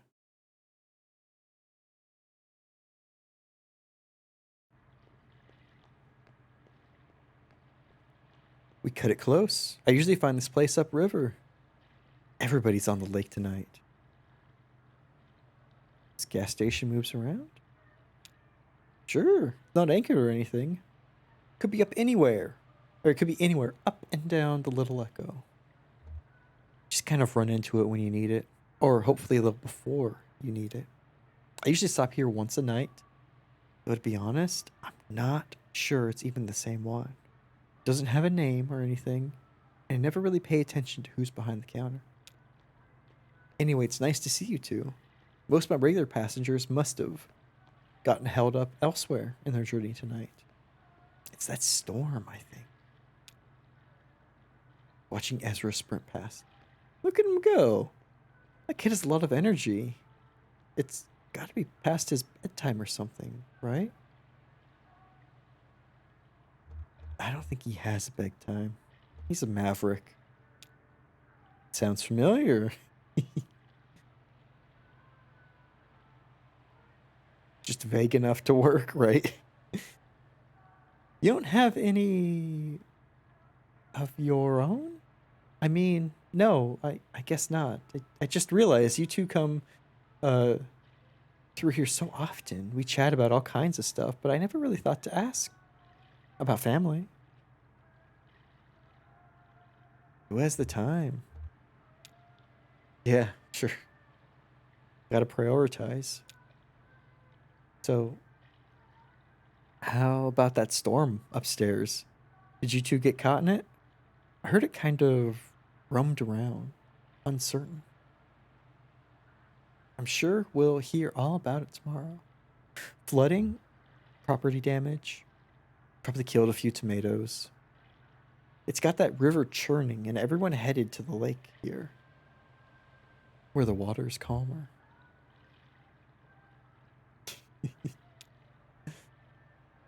I myself don't mind navigating a choppy river. Not at all. I've got a good feel for it. Plus, it's better for fungal growth. High water consumes. Yeah, high water consumes the cave moths, and their wet wings clump together into these little balls of nutrient dense mushroom food. Jammed by the current, here and there between the rocks, you have never seen a mushroom grow like on a soggy cave moth carcass. Amazing. If I could get a day off, Val and I would be out there all day tomorrow to harvest. I mean it. They'll be ready by tomorrow. A mushroom will grow just as fast as you could pump water into it. Hey, are you two headed out this way tomorrow? Maybe I could send Val ashore with you for a few hours. She's got a remarkable nose for mushrooms. You wouldn't even need to know what to look for. Put a bag around her neck, and she'll just bring them to you. Yeah.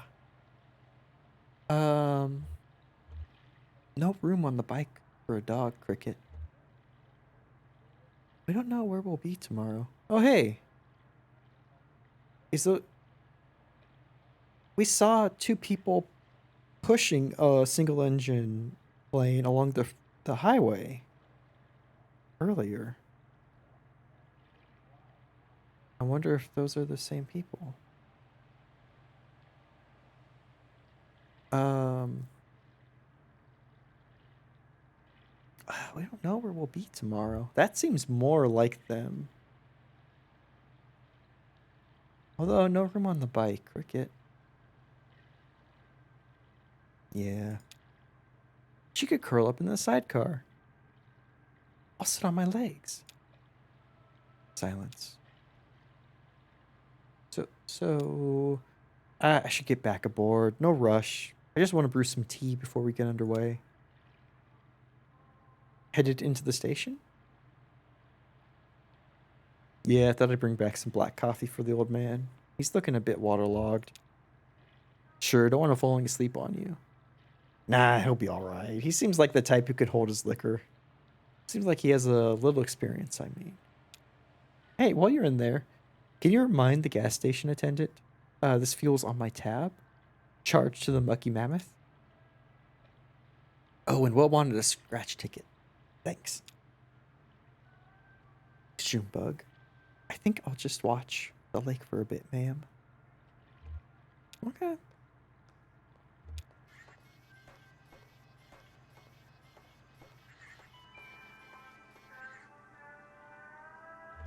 Um, Johnny and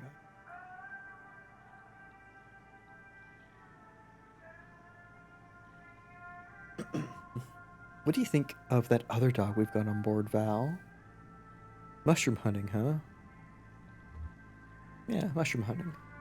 I'd like to try my hand at mushroom hunting. I bet I'd be pretty good at it. Word cave fungus growing on soggy moth wings. Sounds kind of romantic, but also kind of gross, right? Romantic and gross, yeah.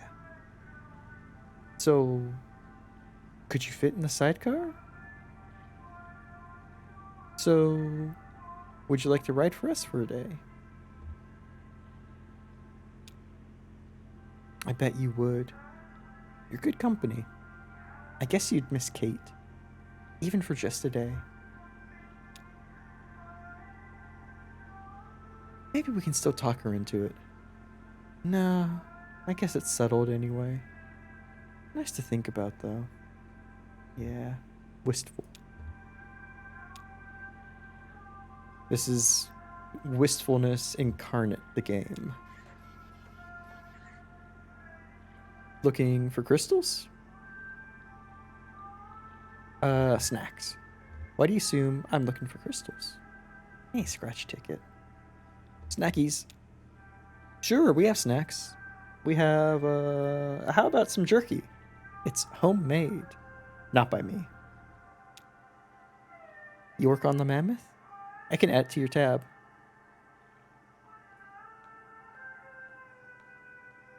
Oh, you know the tugboat. The, captain, Kate, said I'd have to remind you. Sure. They're here every night. It's okay, I have one of those faces. Forgettable. Well, it doesn't help that you're on the Forgetful River. It's also interesting that the Echo River basically just stores and repeats stories that people tell, which is what Will collects. And he's claimed to experience a few firsthand, but I don't know if we could believe that. He's collecting not firsthand accounts, but the echoes and the reverberations of the stories post occurrence. I wouldn't say that. Does it bother you? Yeah, does it bother you? I've learned to cherish it. There's dignity in being forgotten, letting the crowd flow around you unspoiled. I used to live in a city. I mean, a real city. Cleveland, Ohio. The town of towns, the city of cities. People would go to Cleveland and just say, wow, now this is a city. I thought I knew what cities were. And then I saw Cleveland. And I knew I was wrong all these years. I had some family money then. And I didn't have to work. I lived in hotels in daylight. I walked wherever the people were. My only duty was to the crowd. I was its observer, its historian, its detective, its poet. Well, the money ran out, and I dispersed with the rest of them.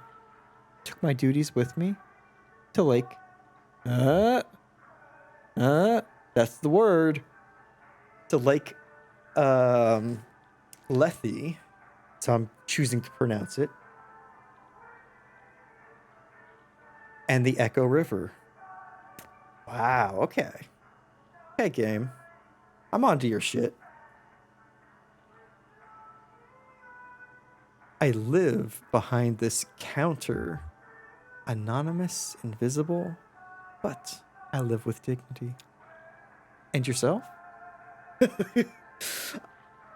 I mean, ooh, yes. Thank you for getting those channels started. I took a food pic last night that I meant to post and didn't.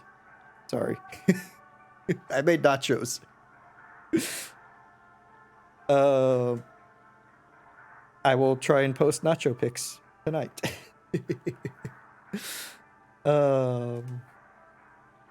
But yeah, this game is laser tuned to what my interests are. So I figured that either the river would be this Greek name or it would be somewhere thrown about eventually. I missed that it was the Echo River initially, and I missed that our boat was called the Musky Mammoth. It's an M Mammoth. I don't think either of those were correct, but one of them was, potentially. So we're going to forgetfulness. I wonder, will that save us from having to worry about our debt? Potentially.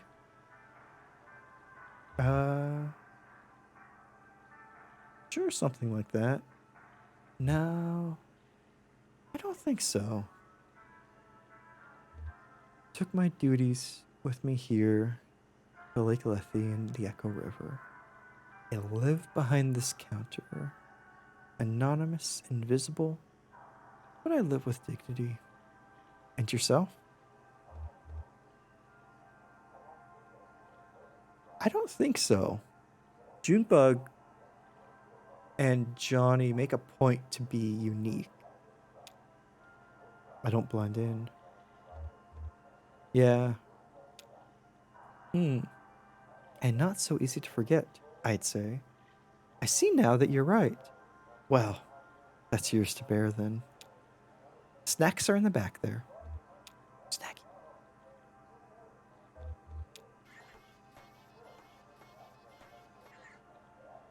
Junebug surveys a row of chocolates, licorices, cheese crackers, dehydrated, bleached, reconstituted, and colorized. That attendant is a trip. Johnny seems distant. Shit.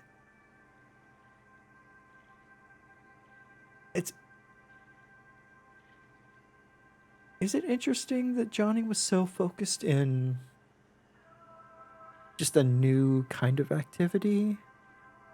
Or has Johnny always been kind of excitable? Because he wasn't really interested in stopping. Or was he? Oh, Brandon, have a good lurk and have a good day tomorrow. Yeah, you too. Have a great night. Good time zone. I'm gonna say the intended is a trip. Johnny is a bit eager at whatever gets kind of thrown his way. Intimacy trip. Letting the crowd flow around you unspoiled, he said. Anonymous and invisible, but I live with dignity. Yeah, the dignity part is what I'm kind of stuck on.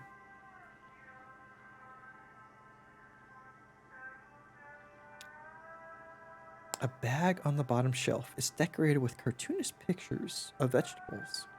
Through a plastic window in the packaging, she can see puffed, corn-shaped, and colored like carrots, tomatoes, and broccoli florets, and a few puffy white discs that might represent potatoes. What a depressing outlook. Who knows? Maybe he's onto something. Oof. I think it'd be depressing for Junebug. Unless she's using her need to feel unique as a way of covering up her fears of, like, just being ordinary. Because, I mean, she is a, like, mine rescue robot who broke away from her day-to-day and is now a, like, entertainer at dive bars. Like, that in itself is fucking unique and incredible.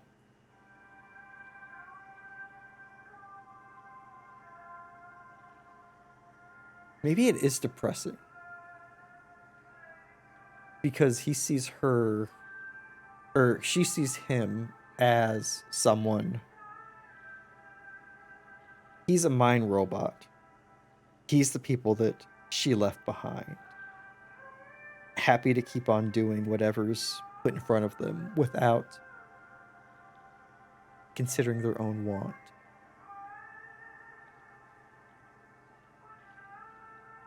Shit, it could go either way.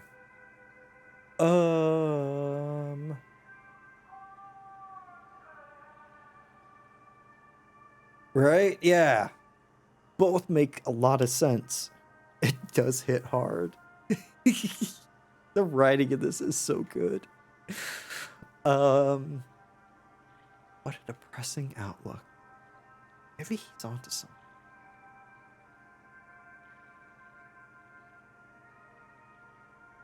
I'm gonna go maybe he's onto something. Let's maybe put a crack in the pure image facade. Just a little tiny one. Somewhere in there, surely preservative. In case the rest of the process hasn't done enough to stop the flow of time. But what has to happen to a person to make them think that way? Oh, shit. Does Johnny ever feel like that?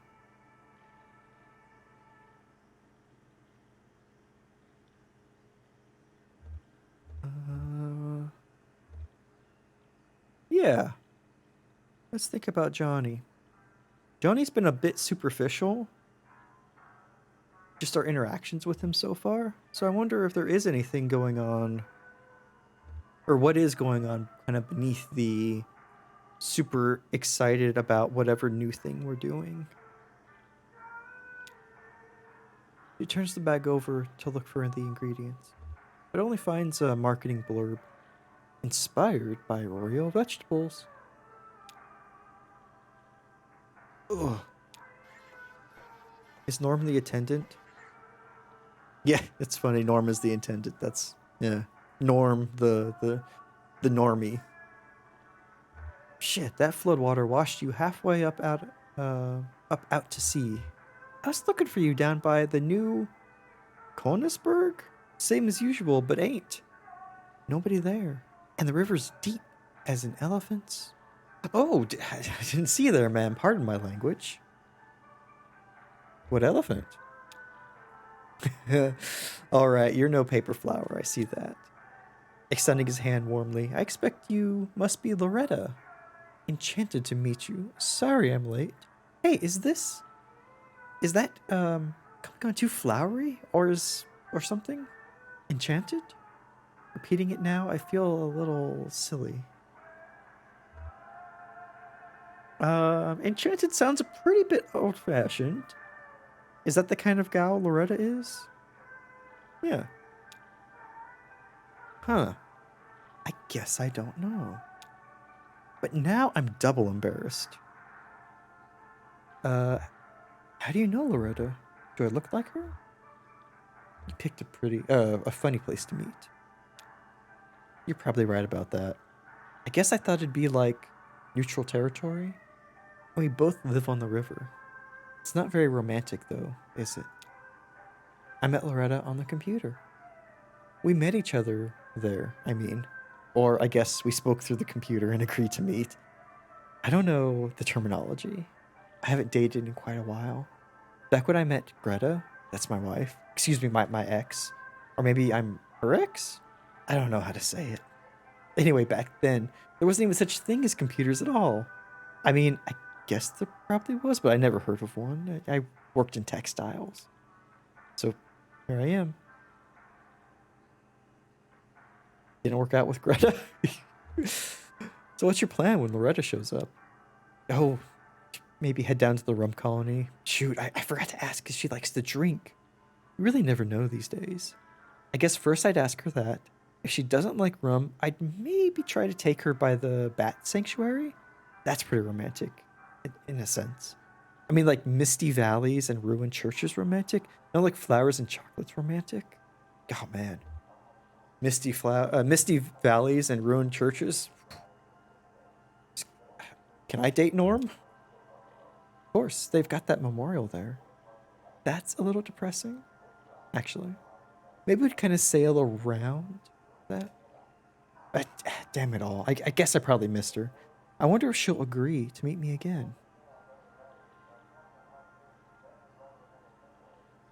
I mean, I'm sure she understand with the weather and all. Like, there's a storm, and this is the Echo River where shit's all weird all the time. Yeah, she'll understand. Nice of you to say so. Well, I guess I'll head on back.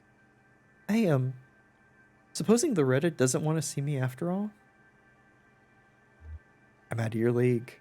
Or my card is full.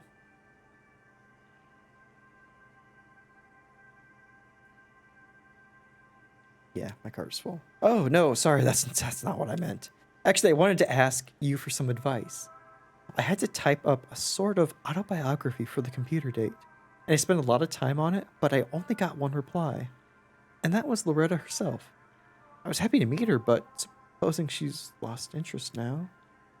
Do you think you could give me Do you think you could maybe give me some feedback? It's only a paragraph or so. I have it all memorized. I spent so damn long writing it. Okay, here's how it goes. I didn't even have to answer. Oh my god. I'm a good-natured man, retired, and spend most of my time sailing the Echo River, riding currents of subterranean gas, and that strange invisible wind that moans out of the small tunnels along the bank. Seeking a companion to map the river with me, I have 2 grown children, but they live far away. No goofballs. Okay, what do you think? I think you're doing yourself a huge disservice by eliminating goofballs. Let me tell you that right now. The best people are goofballs. What was the thing about goofballs? Yeah. I mean, like, serious inquiries only. You might miss out on some really great goofballs. You may be right about that. Mention the children makes sense. Thinking about the wind is a little much. But retired most of my time. Fervent. Strange invisible wind. I think people who know about the wind will be okay. Yeah, you'll be fine. Let the goofballs in. Let the goofballs rain. Alright, thanks for your help, ma'am. Really renewed my confidence. I'm ready to get back on that computer. You have a good night now. What's left of it, anyway? This is like classic late night gas station music. I also need a, I got my snacks, but I need a scratch ticket. Or was I only able to ask you for one thing? Okay, goodbye. You can't deny a goofball their ska, Odious. You just can't, unless you're toasted.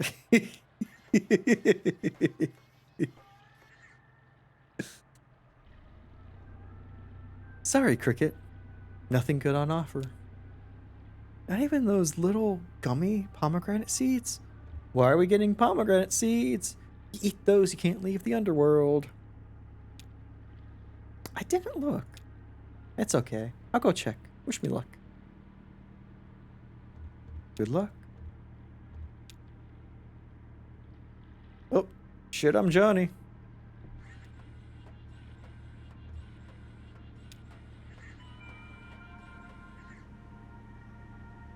Junebug and Val. Yeah, let's reminisce. Did my Johnny talk your ear off out here? Big plans for the night? Yeah, keep it positive. Us, I think we'll just see where the river goes. And at what pace. Me and Johnny should probably start looking for a place to stop and recharge for the day. Yeah, we're just kind of free floating. No sense rushing it, right? Can't rush a river. Damn, I want that. Like, plastered on my walls.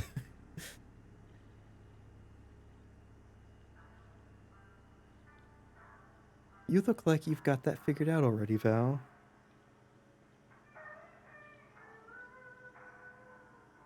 Yeah. Val just kind of seems at ease with everything. Oh. Attendant. Do you carry those little gummy pomegranates? Hey man, how's your night? Yeah. Johnny kind of really in no hurry, yeah. Quiet. Where are you headed? Helping some new friends make delivery. Or along for the ride anyway. Just following Junebug. He was in here a minute ago. Okay, yeah, I had a feeling you two might be traveling together. I travel, but I do love travelers. Or I never travel, but I do love travelers. That's what I like about this job. Travelers come to me. Meet some interesting people? I wouldn't say I meet them, but I do sell them gas. Well, let me know if I can help you find anything. Hal. Glory, it is good to be among friends. Suit yourself. What are you so excited about? Wow, I should take a page out of your book, man. Yeah.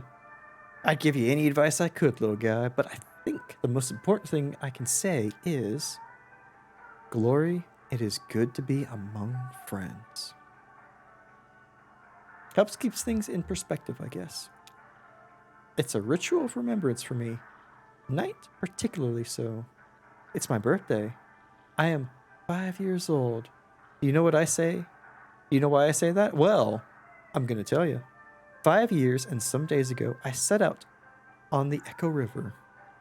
Alone. Or so I thought at the time. I was looking for an ice floe. They are occasionally rumored to travel our humble artery on their way from who knows where to who knows where. Who knows why? It's a mystery.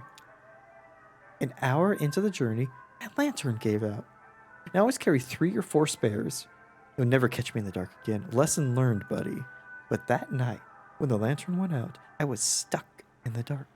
I kept my arm extended, running my fingers along the cave wall, trying to keep my bearing as best I could and at least make sure I wasn't going in circles. I just prayed to find another traveler who knew his way back to the lake, or above ground, or even just a crack in the rock to get a glimpse of the moonlight. I had a large bag of apples with me.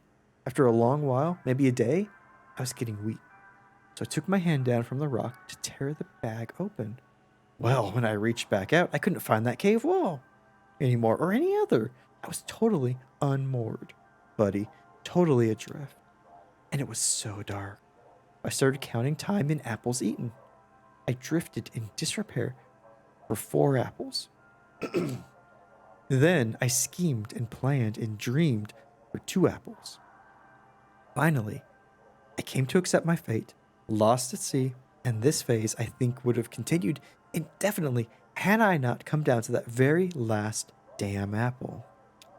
Picture me feeling around in the empty bag, certain that somehow there was another one of those fist sized chunks of life giving fruit, already softened by time and probably unappetizingly brown.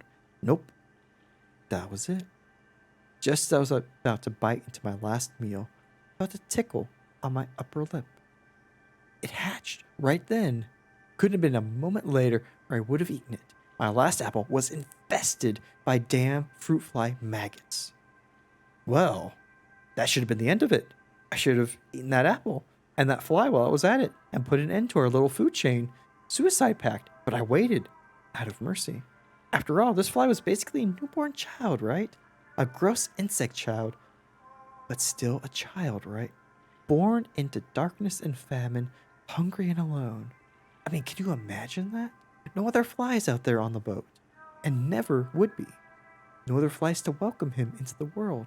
I mean, no fly culture, no fly society, no fly history. A true orphan. I started to get depressed thinking about it all. Working out a thick tear, I'm not ashamed to say. Well, that fly landed on my cheek, right under my left eye. Right on that salty teardrop. And then blinding glory, his ass lit up like a candle. That wasn't a fly, buddy. That was a damn lightning bug. So that's how come I'm here today with you folks. Only because I found my way out of that strange river cave by the dim light rear of some orphan insect hatched out of my last rotten apple. Glory, it is good to be among friends. Oh, dear Lord. We've all met somebody like this. Oh, that one moment in their life is so important that it is carrying them the rest of the way. Whoa, goodbye, Al. Now I'm gonna look for pomegranate seeds.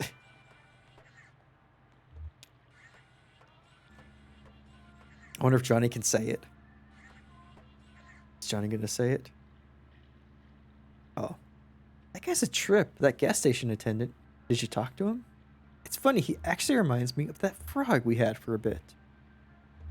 I thought it was a toad. Oh, is there a difference? Yeah, toads are bigger. Toads live in the mud. Frogs live in the trees. Toads have warts.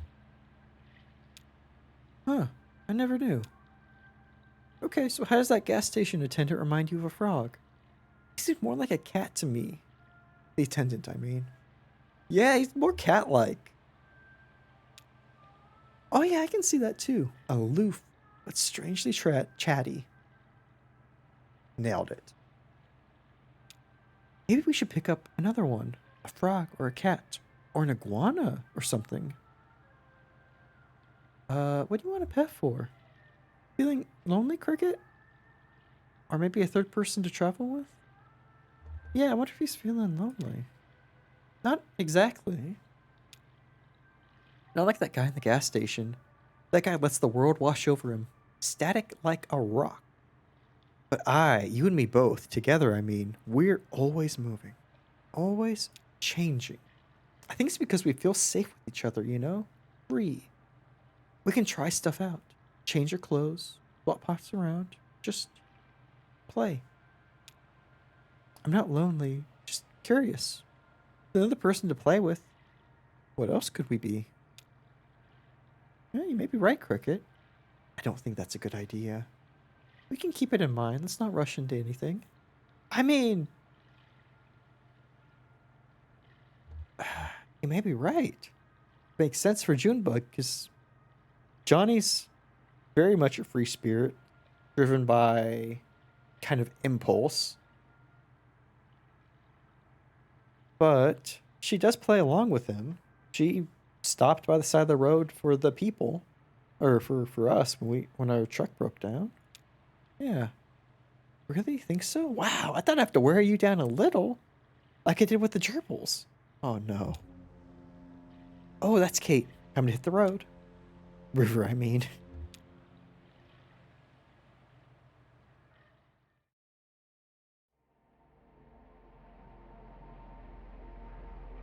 See that small brick building? It used to be an upholstery shop. Now it's inhabited by a very skilled taxidermist, whose art is greatly in demand.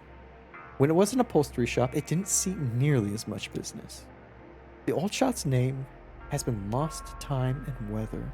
This was decades ago, and the only trace of it now is the graveyard frame of an old sign behind the new lettering, which now reads Trapper, Stalker, and Sportsman. And then below, smaller, no specimen is too exotic, no arrangement too fanciful.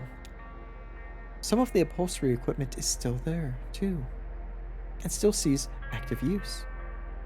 Elise is the resident artist, though she's not the owner of the shop. It's owned by her aunt Ida. It's owned by a reclusive ex-convict named Judah. It's a family business. Ida has very little to do with the day-to-day. She's very busy with other endeavors, mostly the restaurant she and her husband run on Lake Lethe. Shannon retreated to the TV room to browse the Mammoth's video collection. Shannon followed the other travelers ashore to a drowsy beachside bar called the Rum Colony. I think Shannon... Shit. She was so intrigued by that VCR, and I want to see what the videos are, damn it. Okay. Act 4. Scene. The Mucky Mammoth. That's right, Mucky. It's not Musty.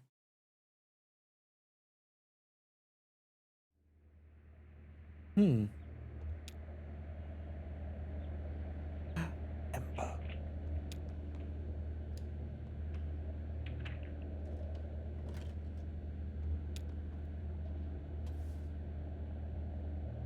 The shelves are full of dusty tapes.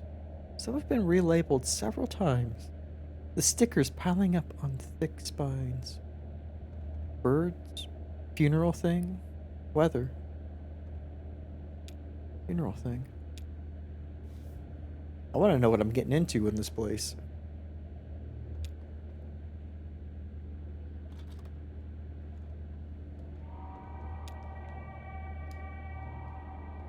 Oh, look, the kitty. An elderly couple sit on folding chairs in the middle of a TV studio, undecorated except for a funeral lily and a thin blue vase on the table. The lights are a bit too dim to make out their features. She reads from a newspaper with unhurried efficiency. Gloria B. of Munfordville passed away on Monday at her residence. Survivors include her children, Dakota, Montana, Minnesota, and Bobby, all of Munfordville. A memorial service will be held at 7 p.m. Thursday at Hatton Huffman Funeral Home in Munfordville, with cremation to follow. She never knew Gloria. He thinks he may have heard the name, wondering aloud if she'd ever worked at a cafe down in the Munfordville.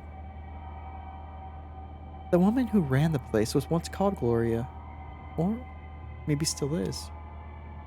They take a call. Someone who knew Gloria B., if not very well. The caller once installed satellite dish at Gloria's house. A 900 square foot ranch-style home on 2 acres at a dead end, backed by weeds and pine. When the caller mounts the ladder up to Gloria's roof, he slid open her window and tugged urgently, or she slid open her window and tugged urgently at his pant leg. He followed her gaze behind the house to two wild turkeys passing through the weeds. Gloria and the caller watched, silent and still, as the huge birds foraged obliviously into the trees. Then he installed the satellite dish. Sad.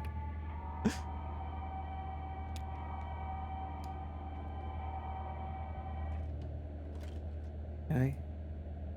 Nope, can't move. Okay. What else we got? Shannon combs through the video archive. Birds? Question mark? Art thing? Weather. Oh, well, now my curiosity. Question mark? Yes, please.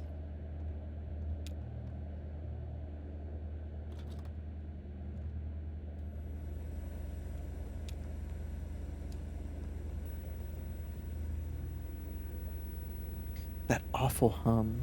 It seems to start before Shannon even hits play. Then there's the familiar room. There are the blank gray walls marked with tape and school desks. And this time she notices a few more details. The murky carpet, like standing water. Some video equipment stashed in the corner. A row of lockers. And there's Weaver, looking serenely at the camera. As before, she starts speaking, and as before, there's no sound but that hum. Shannon finds Weaver's words coming back to her as they appear in captions on the screen. Mail, school, and these magnificent, tragic horses. Go underground as deep as you can. The air is cool and the earth is damp. And when you close your eyes, you are surrounded by the dead. Remember where that is? You'll find your way from there. I think this place is what you're looking for. Some of it will wash away soon, but I think you'll be happy here, even without the mail. School. The text repeats for a few minutes and Shannon stops the tape. What the fuck? Is this what we saw? We saw our ghost cousin on the TV, and that's how we got into the mine. Shit. Oh, hey, Will's back. Main deck. Sheesh, right?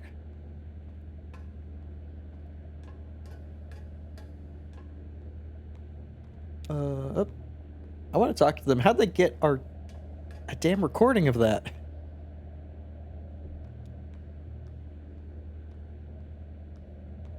Kate and Will. Will.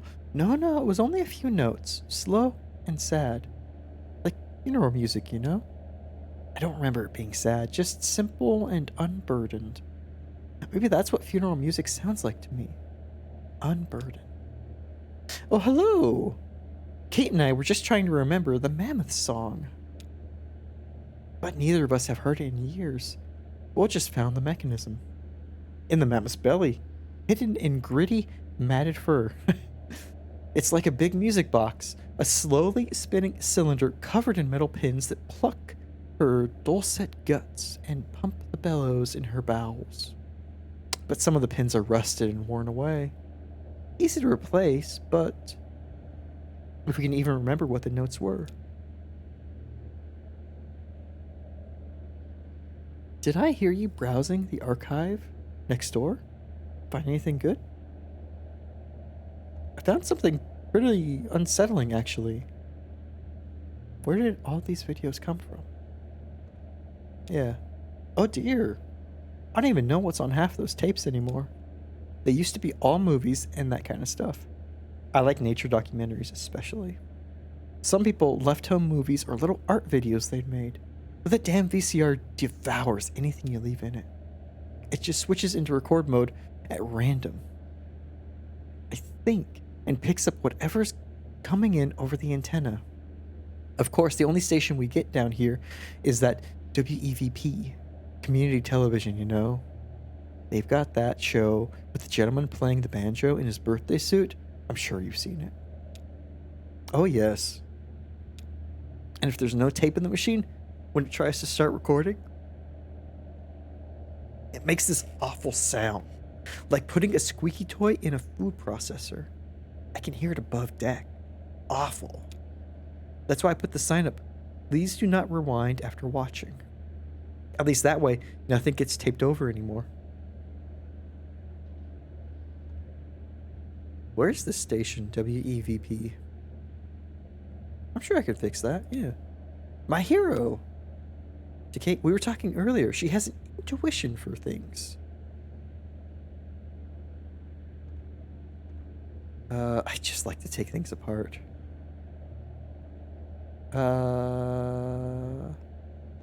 Just experience. I think she would beg to differ based on some of the earlier things she's talked about. You should meet Dashell. He did a lot of volunteer work for WEVP in the early days, wiring up antennas and relays, stuff like that. I think you two would have a lot to talk about. He works at the telephone exchange. No, my friend, he's been let go. Oh, yeah? That's odd. He still takes the ferry to work every day. I'm sure he's at the telephone exchange right now. In fact, I dropped him off there a few hours ago. We're stopping at the telephone exchange again shortly to deliver their mail and pick up the trash. You should go ashore when we do. Ask for Dashell. Yeah?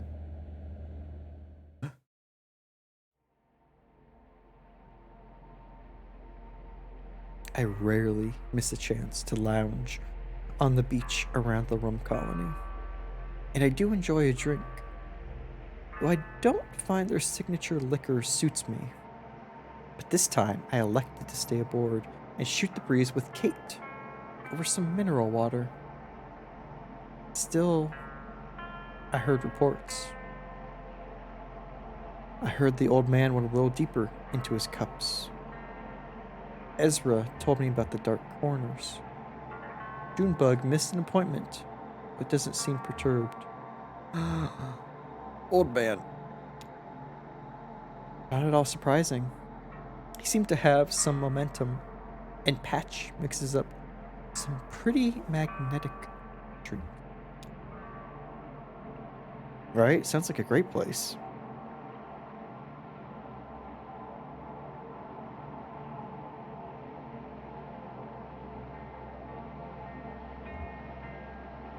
Oh, we're talking about the rum colony. I should tell you about Patch. He's the bartender, general manager, creative director. I guess that means he books the music. He's pretty much run the place for the last 7 years. A lot of folks assume he owns it, but that is not the case. The rum colony is owned by a dead man named Vernon. Technically, it would be owned by the power company, who once bought a sizable interest from Vernon as part of a state-sponsored investment program, but a clause in that arrangement requires them to keep their hands off the day-to-day and most of the profits. So long as Vernon walks this earth, the upshot of all this is that nobody came forth to identify the body. Patch is a good guy, though. Kind, trustworthy, and he mixes a strong Mai Tai, if that's your thing.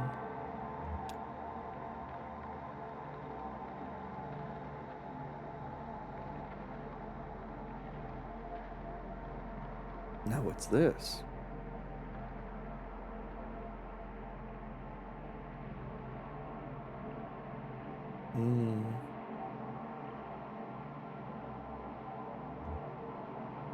Clara, Kate, and I stopped to do some business by the telephone.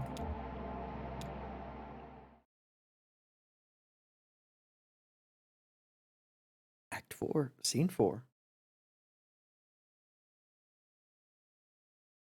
A phone.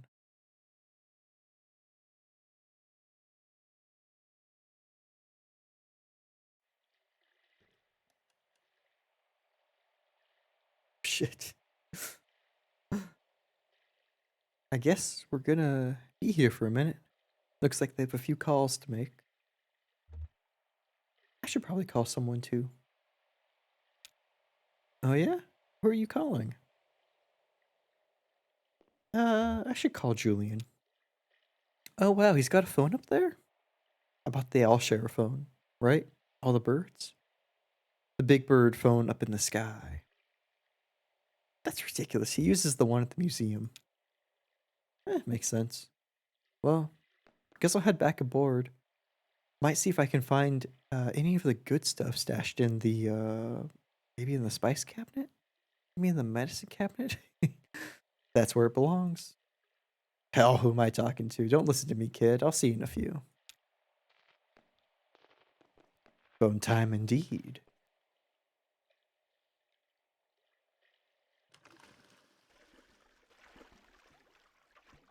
Where's Conway? Okay.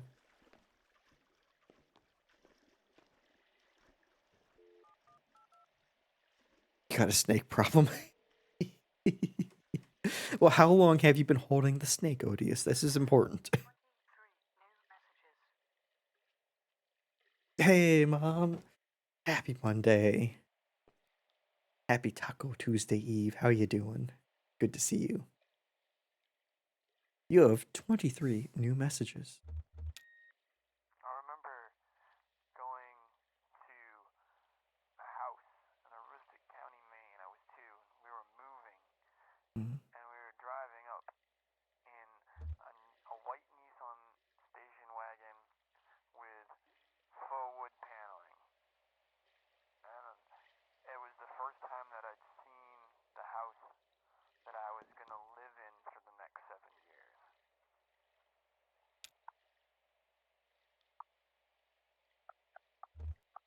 Huh.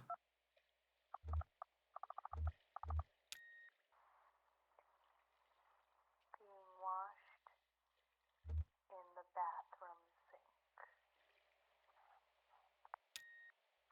I was just parking my car. I had to parallel park it. The street that I live on was full, but there was a nice. But it just got cold today for like the first time in a long time.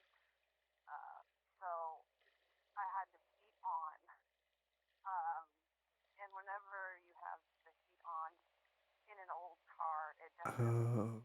smells a certain way. It These. smells kind of like it almost smells. You can like smell that it's hot, Mm. and you can feel it too. But the smell that it is like from the car itself, like from the engine. And there's been a lot of smoking going on in that car, so it's not exactly a pleasant smell, but it's definitely strong and it's definitely there. And with the windows down, you can also smell that it's cold. So Mm. you get both, and that feeling together is super familiar if you've been in old cars a lot. Anyway, I was parking and I had to go in and out about it like 3 times, but when I finally finished parking, it was like perfect. Both wheels against the curb, and that's when I had like the double memory. Mm. When I first learned how to drive, my mom taught me how to parallel park. She told me the story about when her dad, who was a motorcycle cop, taught her how to parallel park. And every time she parallel parked, he would take out a dime, and if he could fit the dime between the wheel of her car and the curb of the street, then she had to do it again. She didn't do that for me, but every time that I got upset about having to do it again, she would tell me that at least I didn't have to be a dime's distance away from the curb. I learned how to drive in the fall, and I got that snow a lot during that time. Mm. I don't know when my mom learned to drive. So So these are Will's stories that he collects, right? This is a long message. Yeah, it's much longer than I thought it was. And unfortunately, the audio just plays at a constant clip, so there's no pausing it. That is interesting. So Will, these are the echoes that he gets then. 23? Let's see what the next one shows. Oh, probably going to school. Huh. I can't sleep because the trees are scraping against my window, and it reminds me of a tongue scraping against my skin. Okay. What? Huh? I'm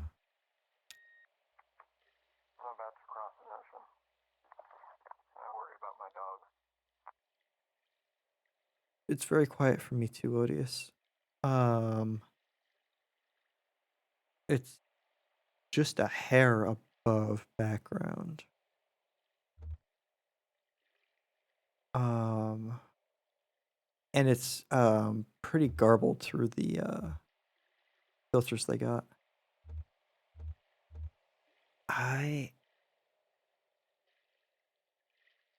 Interesting. I don't know if I mean hell, let's just try and listen to them all. Can't sleep anywhere near a place.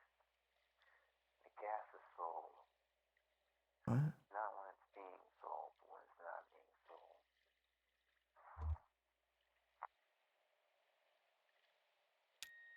It was tough to hold on to this thing, but yeah, my hands are pretty damp.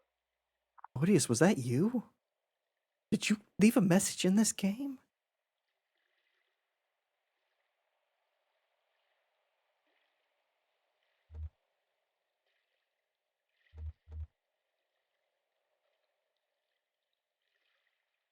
Oh.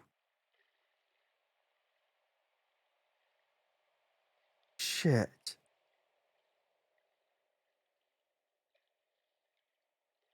This is recordings of people who called the extension that we saw from last time.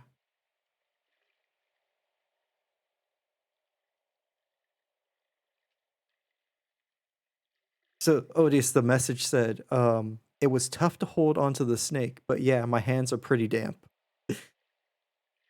So, because this came out in acts with presumably months in between, people called the message from last, or the phone number and extension from last time, telling them why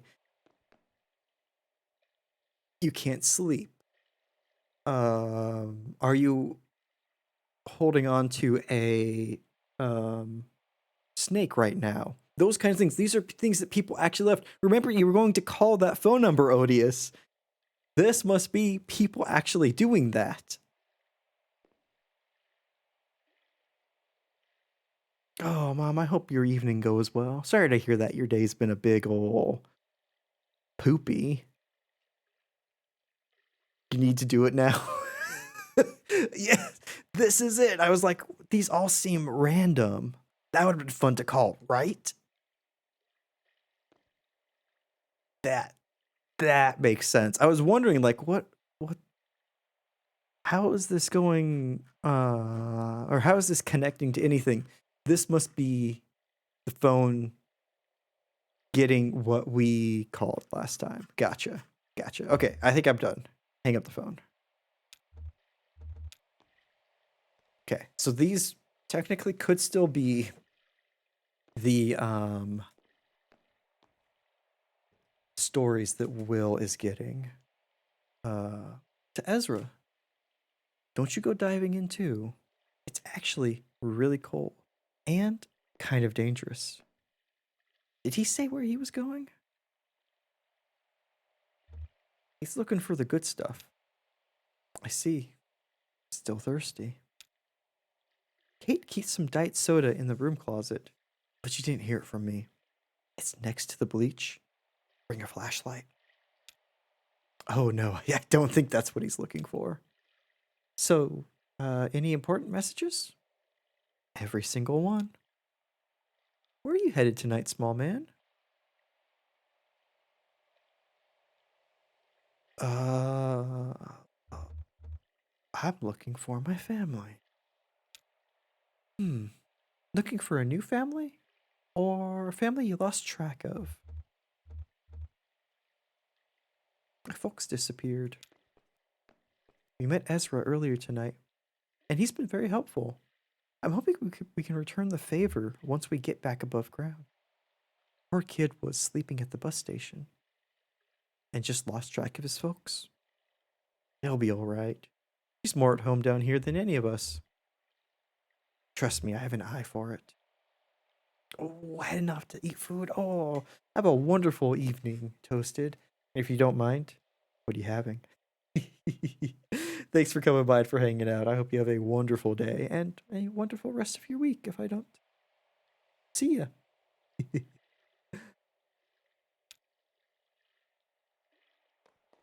Oh, who's Kate gonna call?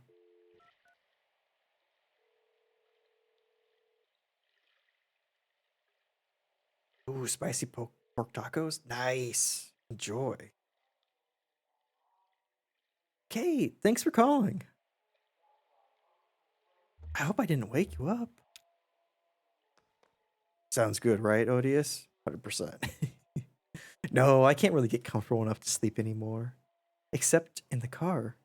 Oh, not driving in the passenger seat. Reclined. Eric drove me around the reservoir this afternoon and I got an hour or two in. I couldn't get settled in bed, so I was just watching TV. Some cooking show about high concept junk food. And everyone from my high school chemistry class was there, making cupcakes out of old bicycle parts. I think I might have dozed off for a bit, actually. Honestly, this baby can come out whenever he wants. I'm completely over it. Oh, don't rush it. Just try and get some rest. Yeah, that's what Eric says. I guess it'll happen when it happens. I mean, obviously, phone line makes a horrible sound. Whoa, God, the phones down here are such a mess. Hey, Kate, I really appreciate you checking in. I have your pager number, and so does Eric, just in case I'm too distracted or whatever. I'll let you go. I should try to eat something. Uh, Reshi will help with your joint pain. Try some of that lichen oil I left. Just help settle your stomach. Munch on that bitter hedgehog cap. That should release some of your intestinal discomfort. Let's just do reishi. Okay, thanks. Maybe I'll just chew on some ice. Talk to you soon, Kate. Hopefully.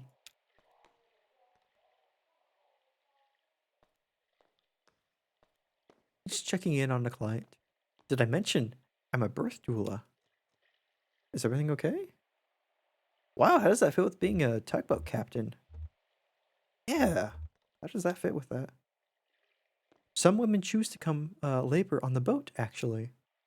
For the rest, I have a backup, just in case I can't get back to dry land in time. I've been lucky and only had to lean on her a handful of times, out of several hundred births. You'd never believe how many people are just born all the time.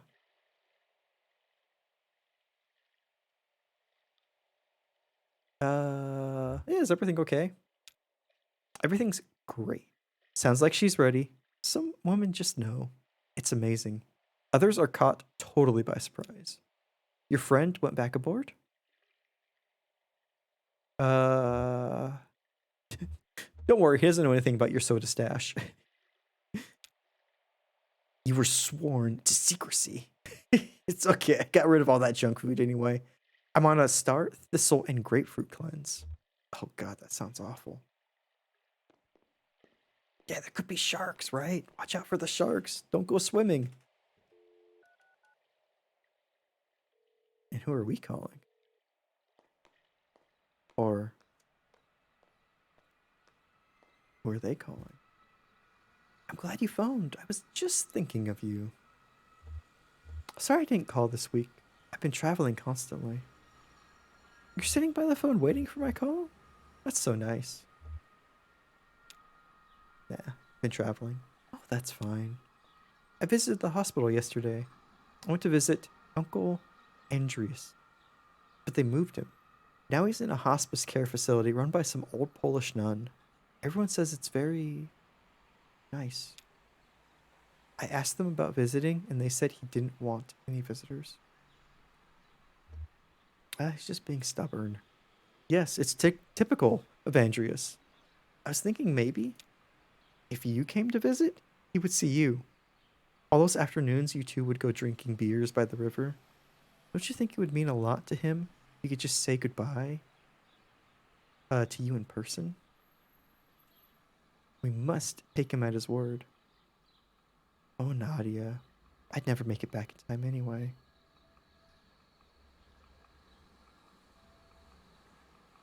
Yeah, never trust the nuns.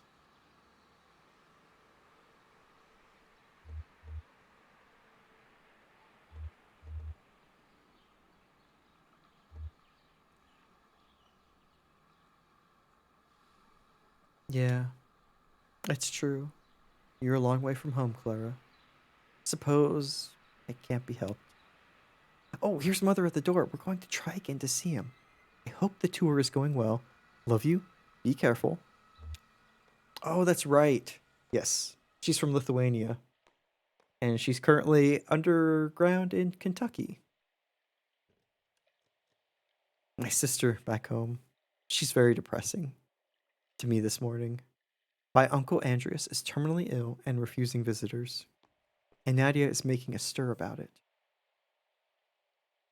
Oh, sorry to hear. Are you close? Yes, but only recently. He lived abroad for most of his life. I only met him a few years ago. My sister is older, so she knew him as a child, too. I think he respects. I think her respect for him is distorted by sentiment. We must always take the dying at their word. Their motivations are beyond our understanding. The older man, he's swimming back to the mammoth. No emergency, I hope? Lithuanians end up in crazy places, you hear? Like Boston and Minnesota. uh, seems he has a sweet tooth. You should really just try some licorice root tea. I know the type. Andreas always carried peppermints. Brandon approaches. I don't suppose any of you folks are headed past the Bureau of Reclaimed Spaces. No, not on this run, but we'll be coming back this way in a few hours. Well, I may still be here by then. It's no big deal. I'll just hang out and read, or something, until it's time to head back to work. Hey, you folks are traveling with that old guy, right? With the leg? Is he okay? I saw him earlier tonight. He came by the storage facility for some files. He totally bit it on the staircase. He's okay though, right? I think so. I don't know him too well. He's a passenger. Sure, he's been drinking a bit. You know how it is. He just seems preoccupied to me.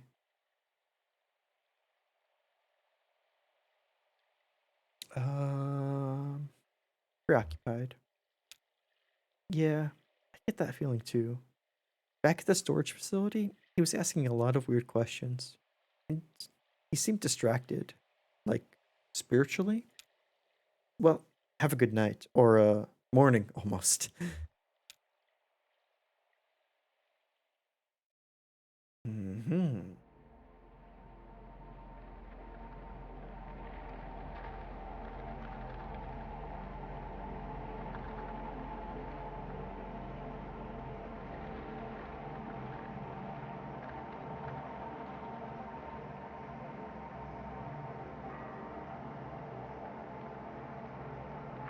That right there is Ratliff Monuments. If you ever need a headstone carved for a loved one, I mean, Violet Ratliff, never married, nevertheless, bore 6 children Earl, Kelly, Barb, Wrong, young Earl, and Beauty. And for each birth, she locked the doors of Ratliff Monuments for only one day, even with young Earl, when she was in labor for 36 hours. Jeez. Well, that's what folks said. And I met her, and I believed them. She had the unyielding disposition of a cliffside. None of Violet's children had any desire to go into monument making. Oh, Conway, yep.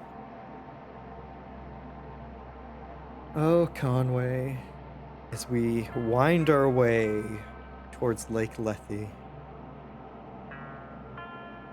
A child who lost track of his parents and who has been living fantastical journeys in the forest. A electronics repairer whose business was going under and recently made contact with her deceased cousin.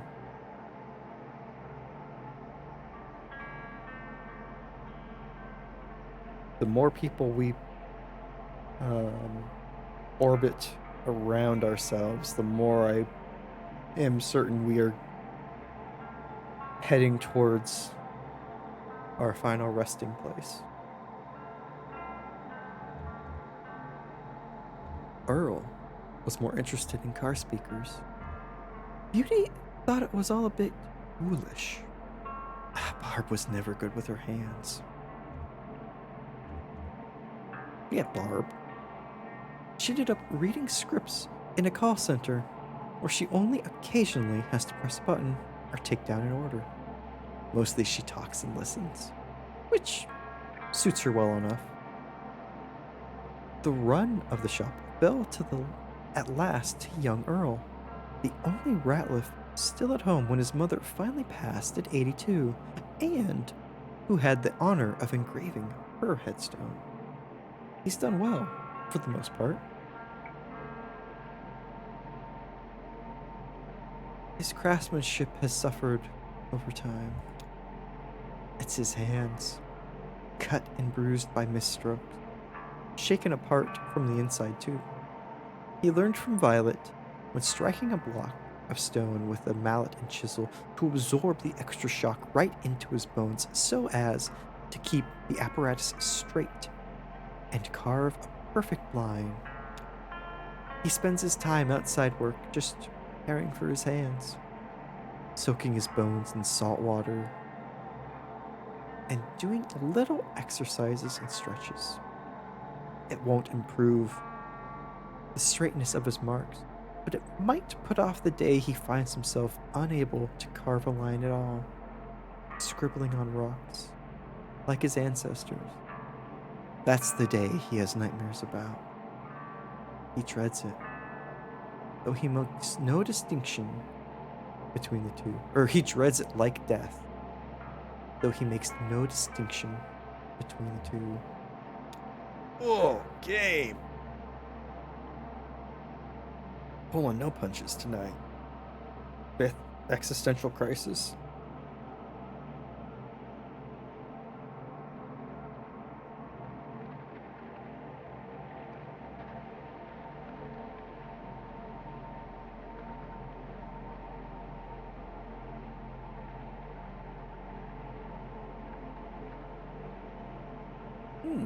Ezra taught us a card game. Shannon, Ezra, the old man, and I stopped at the Radvansky Center to make some quick cash. Let's learn that card game.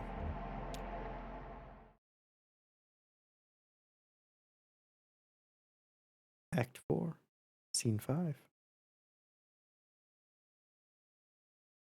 The Mucky Mammoth.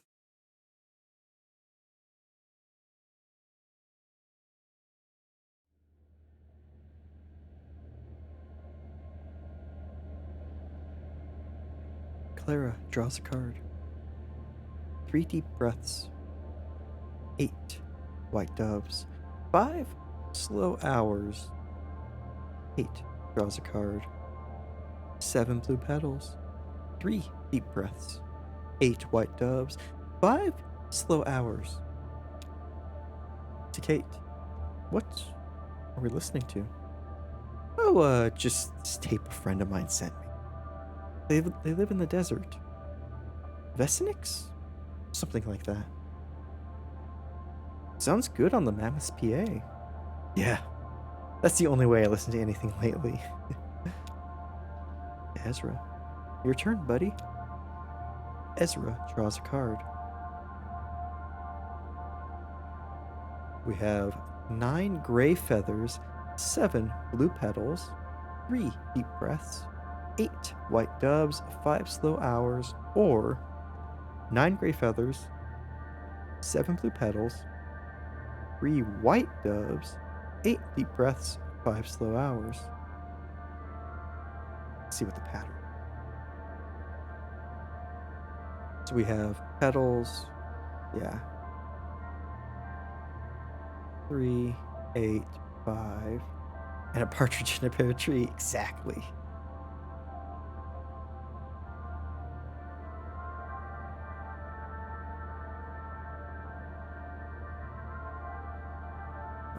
So we have 9, 7, 3.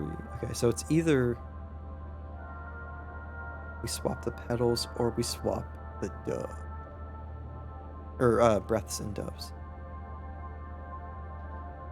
Breaths. Right.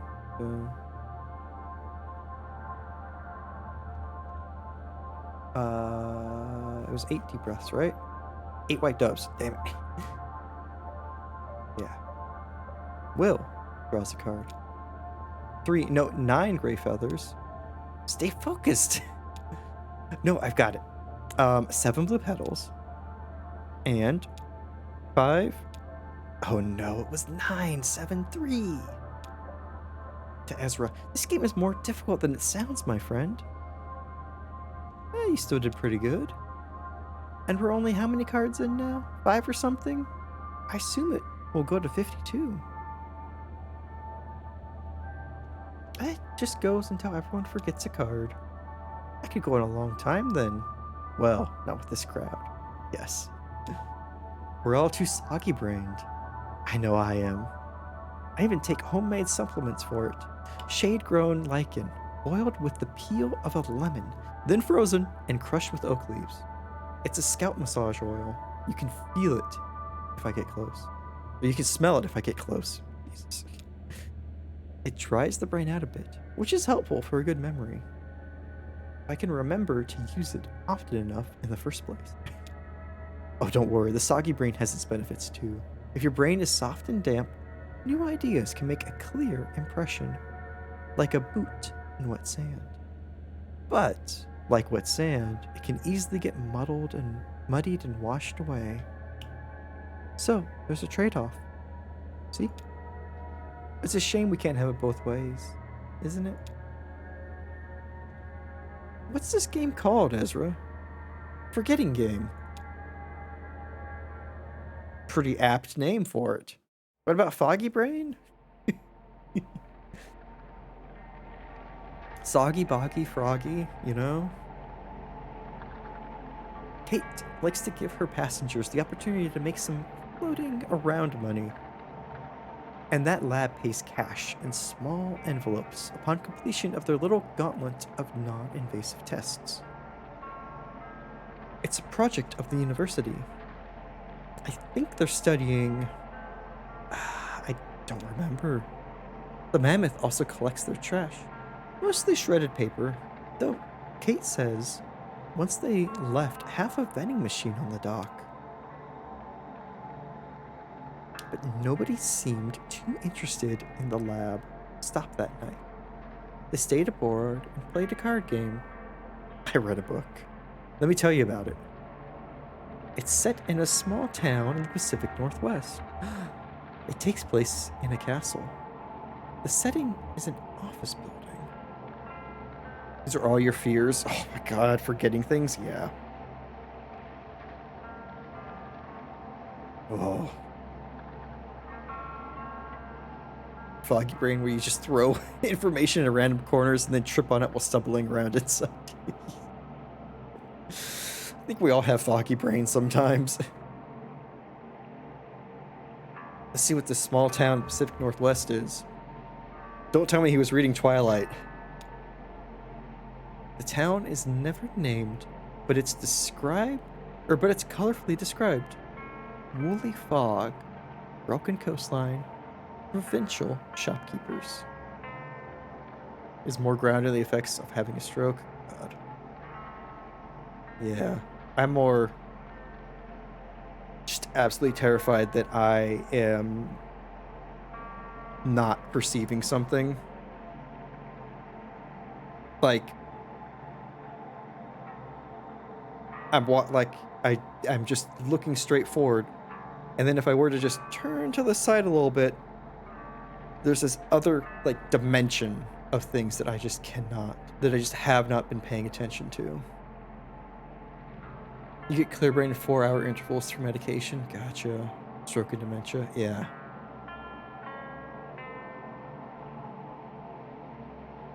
Yeah. Dementia is one of mine as well. It's scary. Scary, scary.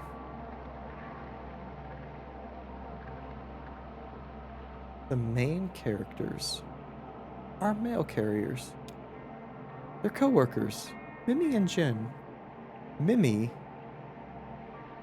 is older than Jen. They seem to be at the same point in their lives. They like their work. They have a playfully antagonistic relationship with their boss. It's the Beastie Boys dimension. I wish. No, it's more of watching marathons of the Twilight Zone at a young age. And people having their entire reality shattered with just a simple realization.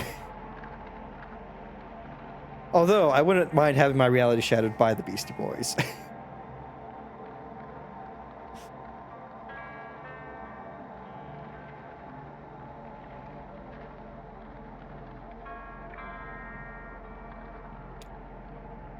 I actually only read a bit from the middle. Mimi confides in her friend about a traumatic event from her past. Jen reminisces about a cat she'd lost track of. The two had cause to reflect on the history of their work together. Shit. Mimi confides in her friend about a traumatic event from her past. This is about a cat she'd lost track of.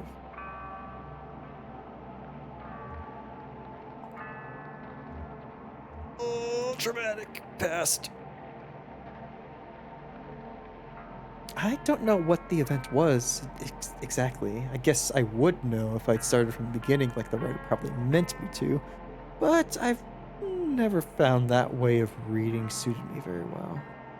Death of a loved one, I think, seemed like that.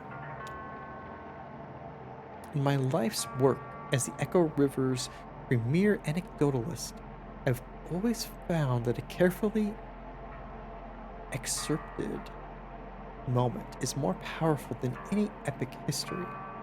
It's my excuse anyway for reading books from the inside out. So I stopped there. My eyelids were getting heavy. We were headed back to the lake. And a chance encounter with the Iron Pariah. Deborah.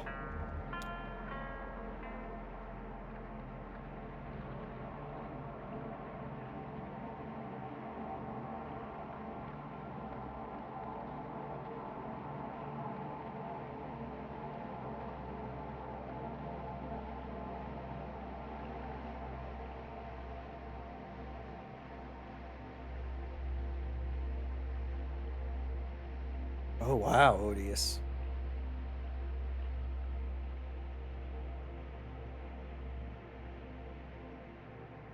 Yeah, that like preys on that like don't reach over the bed at night or you'll get grabbed kind of thing. That weird kind of innate fear that we all just kind of have.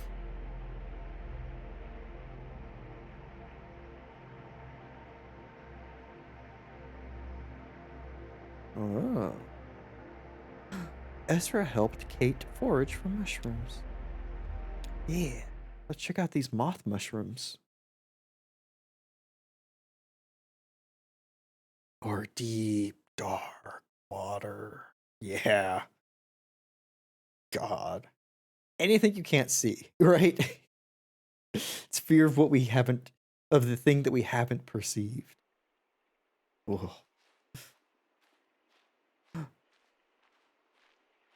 Got some mushies?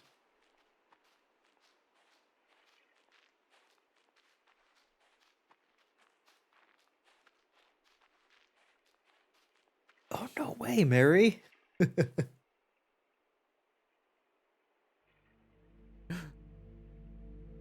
Ooh. She lit a second cigarette with the embers of the first. She trembled, sweating a little under a heavy coat. It was warmer near the doors, but she was following directions. No smoking within 25 feet of hospital entrance. Kate gently rolls a fallen branch and plucks something white from the underside. She holds it up to Ezra to examine.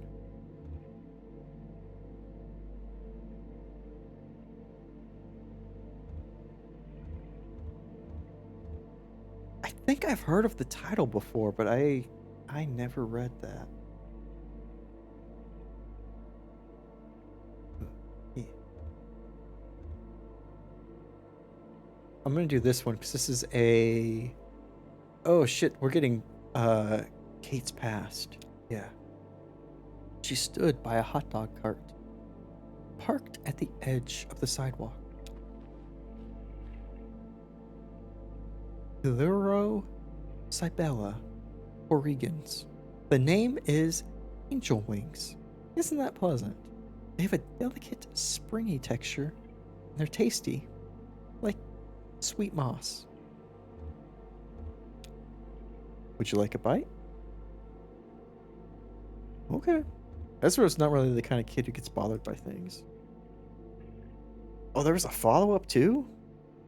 Ah. Ezra takes a small bite and ruminates.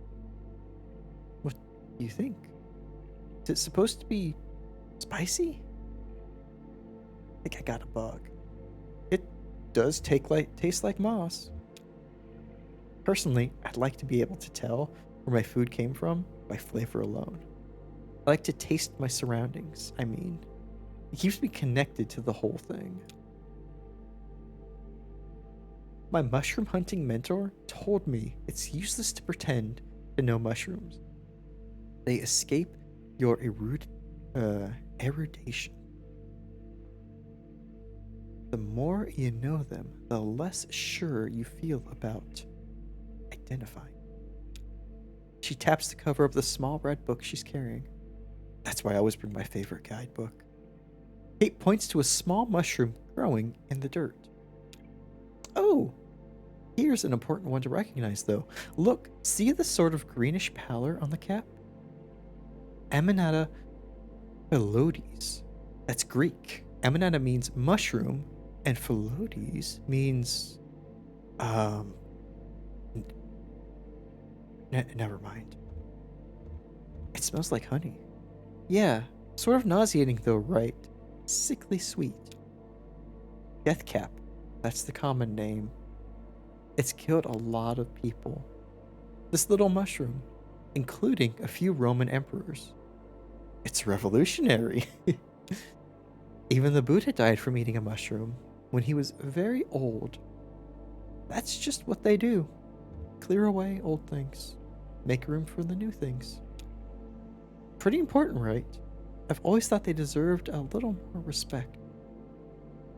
Would you like to help me look for a few more? I have a sort of shopping list. Great. Look for... actually, just grab any mushrooms that catch your eye and throw them in this bag. We'll know when we're done. And we'll see what we've got. Have fun. That's the second rule of mushroom hunting. The first is ask Kate before eating anything, okay? Oh my goodness. Oh, okay. Shit. Uh, yes, go back to this one. Kate kneels in the grass. Kate digs in the bare patch of dirt. Kate examines some tree roots. She spots a couple of intriguing growths along the roots of the tree, a speckled white ball and a cluster of softly growing amber caps. The hot dog vendor tried to strike up a conversation with some immediately too personal questions. She decided to give him the benefit of the doubt. Maybe he considered it part of his job, he thought, to offer his customers some kind of counsel. Maybe it was to salve his guilty conscience for selling junk food outside a hospital. Switch to Ezra. Ezra investigates a rotting stump. Ezra pokes around the base of a cypress tree. Is an interesting detail. Ezra checks out a plastic bag washed up on shore. Check out that cypress tree. A brownish clump of mushrooms feathers out from the base of the cypress tree. A few feet above, several pale blue tufts cling to the trunk. He didn't like to play in the house. It was always too cold. It seemed to store up the cold at night, then slowly discharge it into his bones during the day, while the sun bounced feebly off the windows. But he liked to play in the woods behind the house. The woods were full of deer. His dad said the deer liked best to live on the edges of the forests. Recent developments in the area had created a lot of fresh edges, so they massed here and sometimes ran into the road. Glowing amber caps. The mushrooms are slick, sticky to the touch, like they're covered in smoldering honey. Kate cuts the bundle of mushrooms from the tree roots and puts them in her bag. Kate leaves the tree roots. I'll switch to Ezra.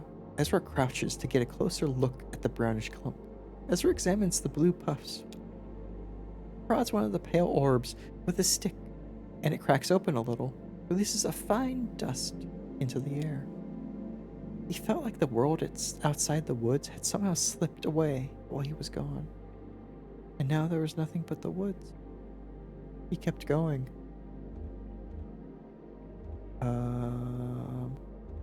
Yeah. Cuts a bundle, yep. Oh, I guess, yeah, and then let's go to the grass. Kneels in the grass. She parts the grass with her garden knife, studiously combing the ground. Had she ever tried any alternative medicines? Acupuncture? Homeopathy? Or Ayurveda? Magical thinking? She said she'd never heard of those things. He fished out a stray hot dog out of the pickle jar. There are no mushrooms in the grass. Kate tries to wipe some mud off her boot. Didn't find anything. That's okay. Let's go back to Ezra. Ezra carefully removes the puffball and puts it in his bag. Ezra closes his eyes and listens to the water and the distant clicking of bat. He tripped on a protruding root and lay... Oh, automatically switched out.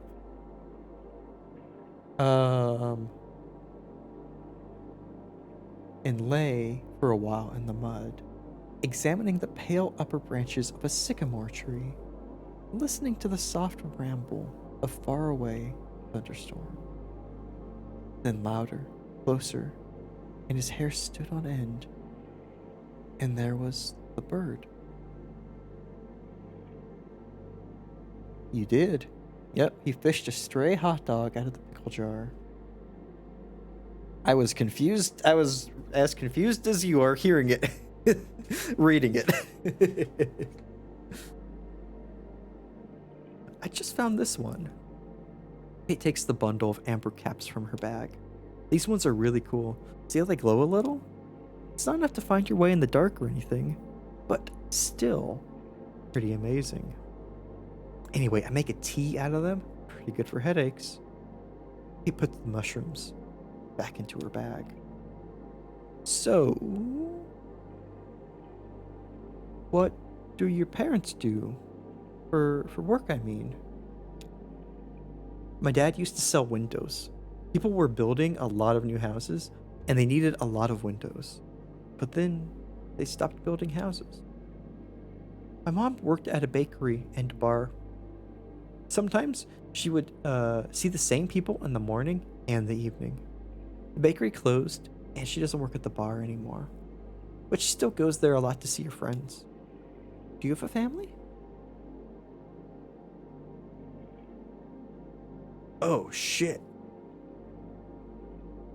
I almost had a baby once. I left home when I was very young. Not much older than you, actually.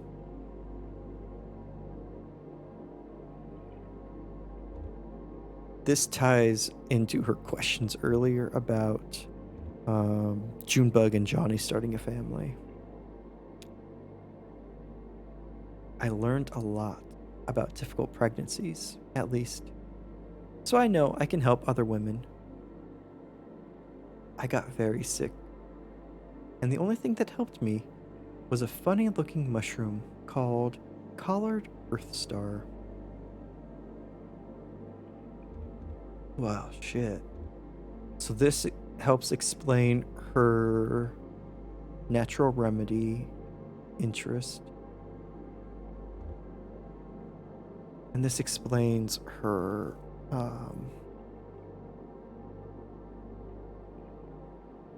her profession, going from a nurse to a doula, or going from a nurse working in a hospital to focusing just as a doula.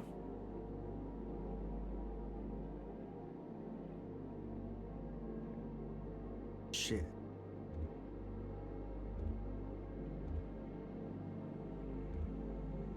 Earthstar. I've basically been on my own since then. Well, that's not really true. Just about everyone who sets foot aboard the Mucky Mammoth feels like family to me now. I guess if nobody's family, then everybody's family. These are the only trees in this whole cave? Who planted them here? What's the silent for? It looks like someone made it on purpose.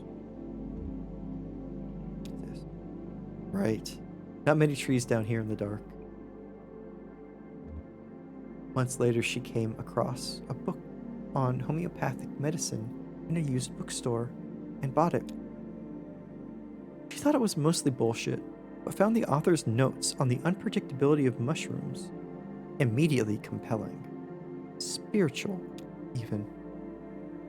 She started collecting mushrooms on hikes, never eating them, just collecting them. Eventually, she connected with the Lexington Mycological Society and began to study in earnest the medicinal uses of fungi. Right, not many trees planted down here in the dark. Is this the founder of Olive Garden? I mean, but it could be, but isn't Olive Garden when you're here your family? It's when you're anywhere your family. That's a little bit open even for Olive Garden standards.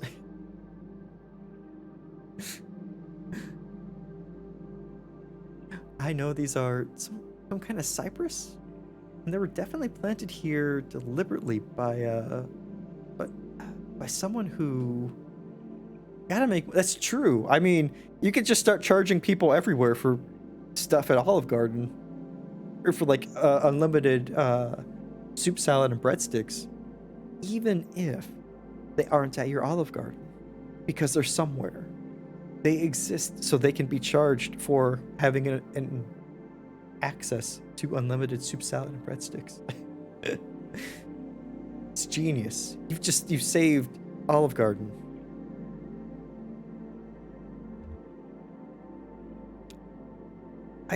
I guess I don't know much about this place really.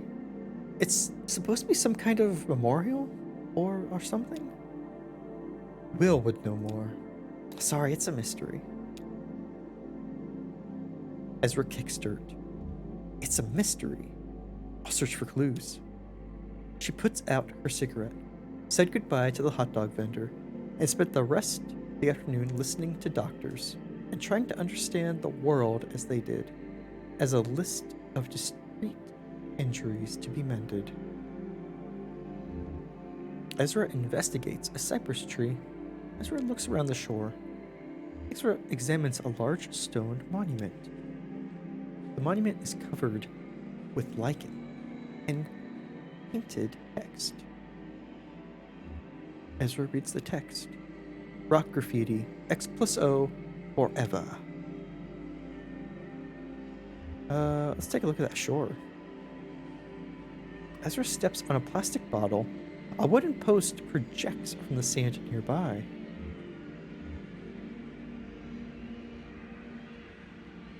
Well, that's not ominous at all.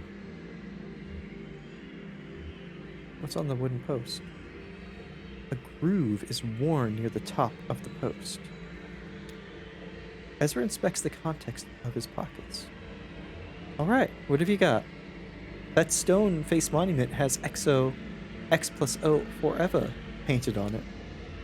Interesting. What do you think that means? Hugs and kisses forever? Or they could be initials. Xavier and Olivia forever? Xerxes and Olivia forever? What do you think that monument is for? I'm not sure anyone remembers. There's a pole in the ground over there. It's all scratched up. Oh yeah, I bet people tie their boats there. A cat boat? Maybe somebody who takes care of the trees? Could be. Or other travelers and mushroom hunters, like us. Well, Ezra, I can't say I know what that all adds up to. Like I said, I wish Will were here. He'd have some local history for us. We can ask him back on the boat. Kat and Ezra look up at an old battleship drifting by. Oh, there it is. The Iron Pariah. Don't worry, it's just passing by. Is that what that is? It's ominous sounding as fuck. What do you think of it? I don't know much about it firsthand, but I've heard things. Where did it come from? Have you ever been aboard? Is it full of ghosts? Yeah. Ezra's parents shook him awake. They seemed alarmed, but not immediately concerned. They led him back to the house, past the house, into the car. Dad said they were going to stay at the bus station for a while. The one with the little arcade and the card game he liked. Dad watched him closely in the rearview mirror, expecting Ezra to be excited or confused or scared, but he didn't feel anything. He hardly seemed to hear. In fact, he felt like he was observing his family car from a distance, far above, from the clouds.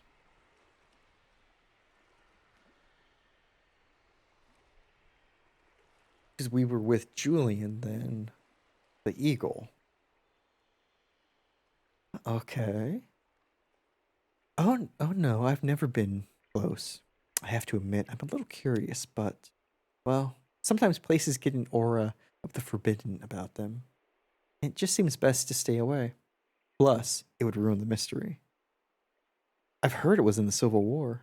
Supposedly, there's nobody aboard. No people, I mean. Someone told me she got close to it by accident and heard a strange wailing sound. Well, yeah, I've heard that too. No people. I mean, there must be something on there. Life is everywhere. Rats, insects, some kind of hardy mold. Part of it could be flooded and host to some of the eyeless fish that live in the Echo. Maybe there are some mushrooms growing in there, slowly consuming military rations from over 100 years ago. Strange wailing sound, please. She was a passenger on the Mammoth. She said she'd been out fishing on a rowboat and got swept up by a current near the cluttered place. Before she knew it, the Iron Pariah was upon her. Unimaginably massive up close, but eerily silent. The only sounds, she said, were the lapping of the lake water against its hole and a faint sort of, well, she said a chorus of mews.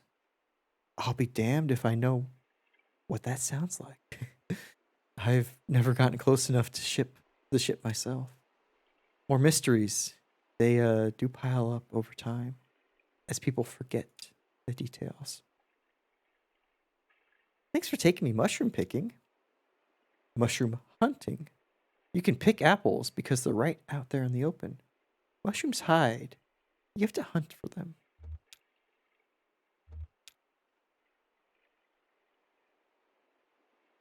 Well, that was neat. It's time to go.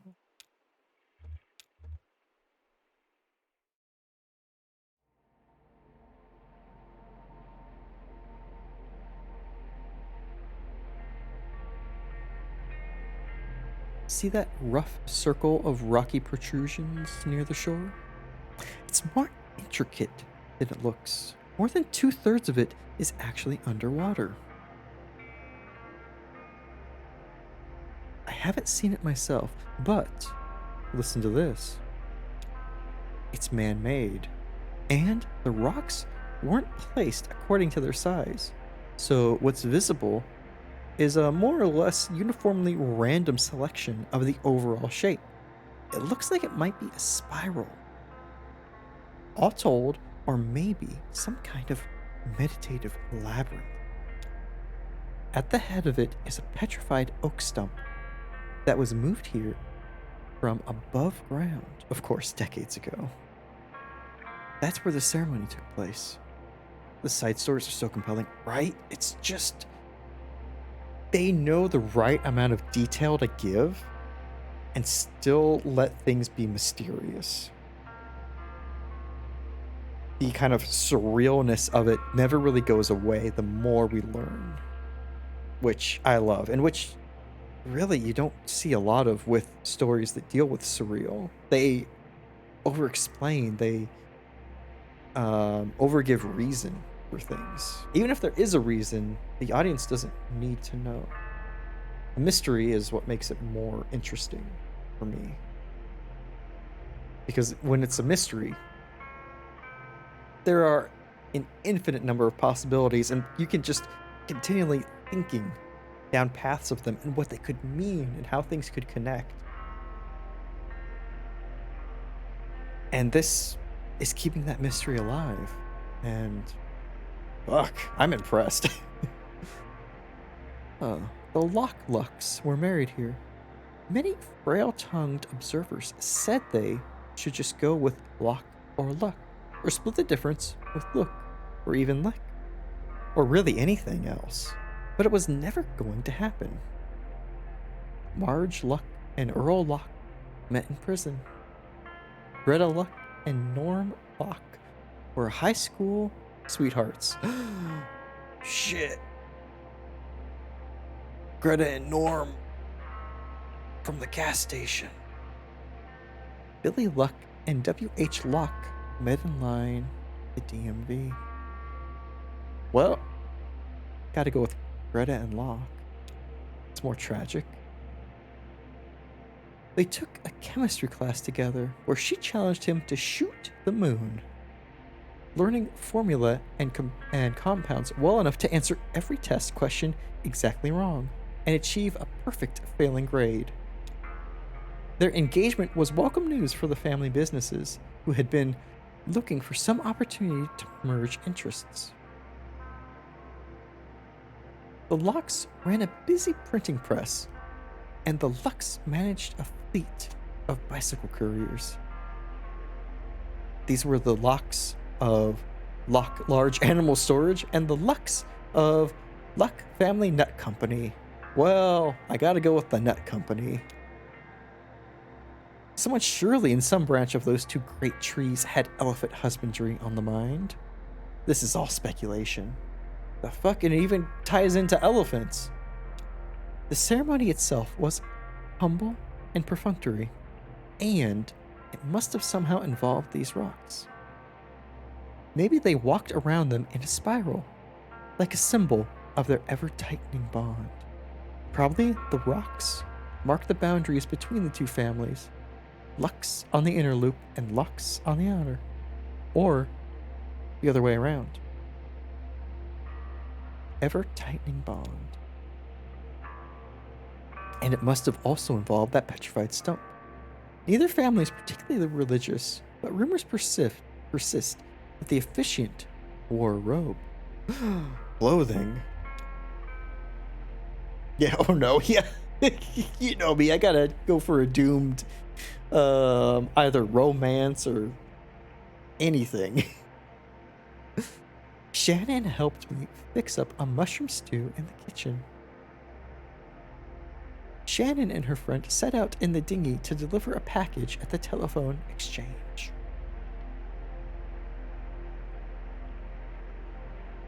Shit. Let's check out the telephone exchange.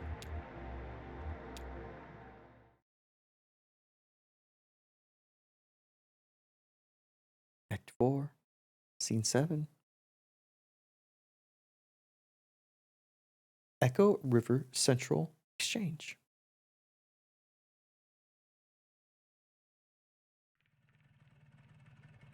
Thanks again for your help. This is about as far as a tugboat can go, you know. The noise and lights disturb the bats.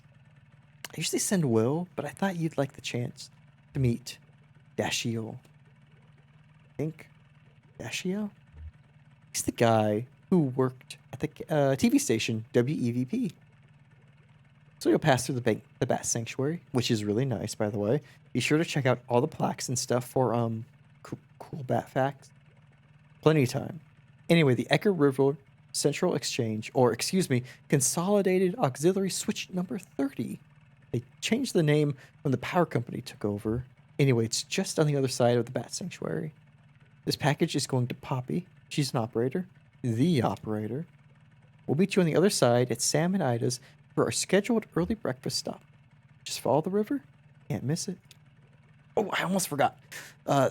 You may or may not be interested. There's this kind of weird memorial sculpture on your way in, just before the Bat Sanctuary. I always recommend people at least stop and take a look at it. It's really sort of, I don't know how to say it. You should just check it out. Okay, bye.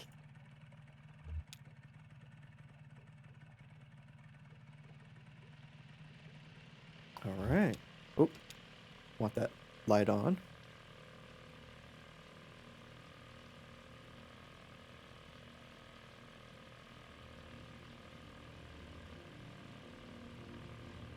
Oh, hey.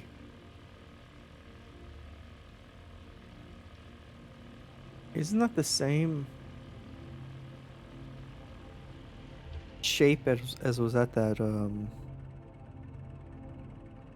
office building cathedral? We claim these helmets in the name of the folks who wore them, and we place them here in their memory, but also as a spit in the greedy green eye of that power company who bought up our old mine and traded our brothers and sisters' safety for a little more yield, but only yielded 28 good men and women dead when the walls collapsed and the tunnels filled with water. Their lungs were black, but now they're washed clean and full of water too, and swept through hidden tunnels into some awful cave we never will find. And so we guess the water buried them for us, so let this be here, the marker for their grave. And if any son of a bitch from that power company wants to take these helmets as company property, just you try it and see what happens. Hey, Elkhorn. That's the mine we met in, where your folks worked. Looks like it's been here a while. I sure as hell wouldn't mess with it. You think whoever wrote it is still that angry? I don't think you ever forget anger like that. No, I guess you probably don't. This probably stirs up. I mean, how do you... Jeez, yeah. That this is the memorial. Yeah. It's fine. I'm glad this is here. People should remember this happened. Brings back some anger for me too. The other miners made this, but it should have been the power company. It's their fault. Yeah, I see what you mean there. A memorial should be a kind of apology. We didn't do better by you.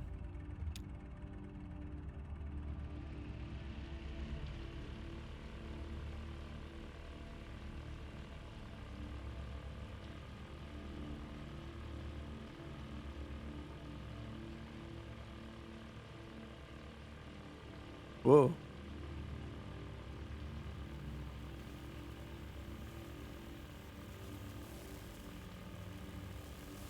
Oh, hi.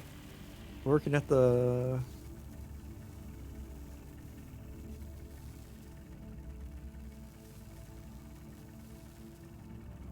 Working at that distillery? What? You're looking at me like I'm crazy. Just sometimes I forget.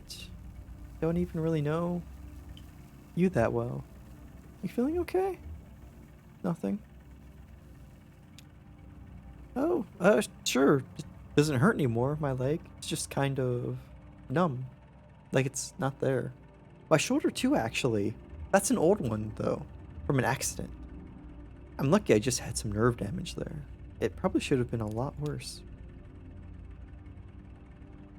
Skelly Bros, right?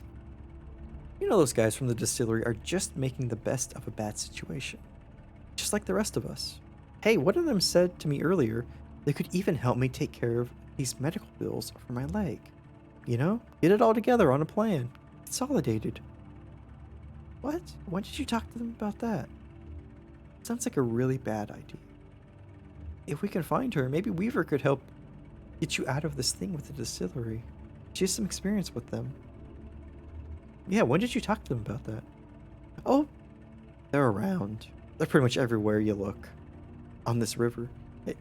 You really haven't noticed? Anyway, I have a feeling it'll all work out. Even for me? Hey, why not? Seems like we're getting pretty close to finding your cousin, right? And besides that, you're young and smart. Plenty of time to bounce back from whatever. Sheesh, denial, right? Hey, Coyote, welcome, welcome.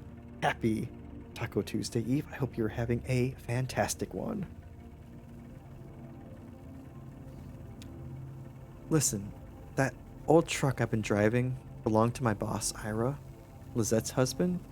To be honest, Ira didn't like me very much. But somehow, Liz got it into her mind that he would have wanted me to have that truck someday. Maybe to make up for all that yelling he did. Or maybe so his ghost could hold it over me. Just one more thing to feel like I owed him for.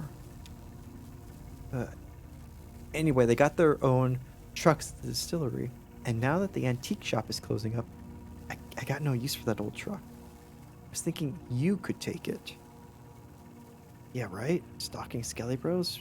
You can head back now. That's very generous, but I don't need a truck. Shit, I want to say that so much, but the other one, sure, I could keep an eye on it for you until you get straightened out.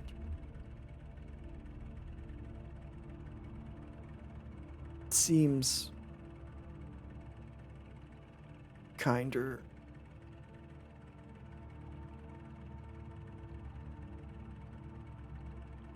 I mean, actually using a boat's pretty nice, right?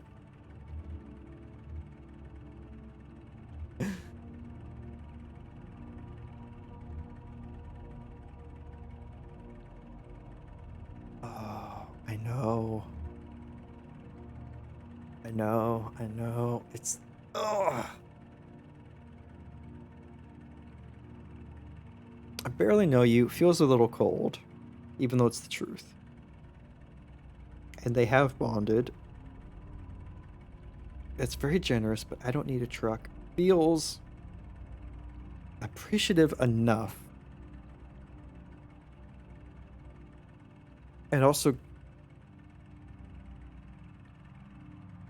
doesn't give us his truck. Keeping an eye on it for you is far too optimistic and far too avoiding the point. Omar really wants to stay here. He does. He does. He knows he's not coming out. He's getting his affairs in order. Yeah, leave to go. Yeah.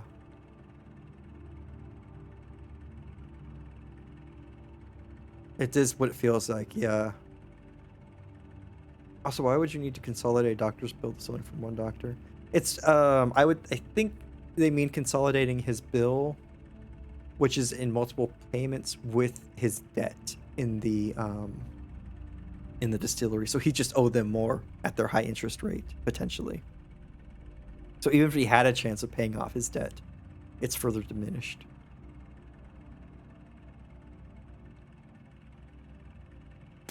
Yeah.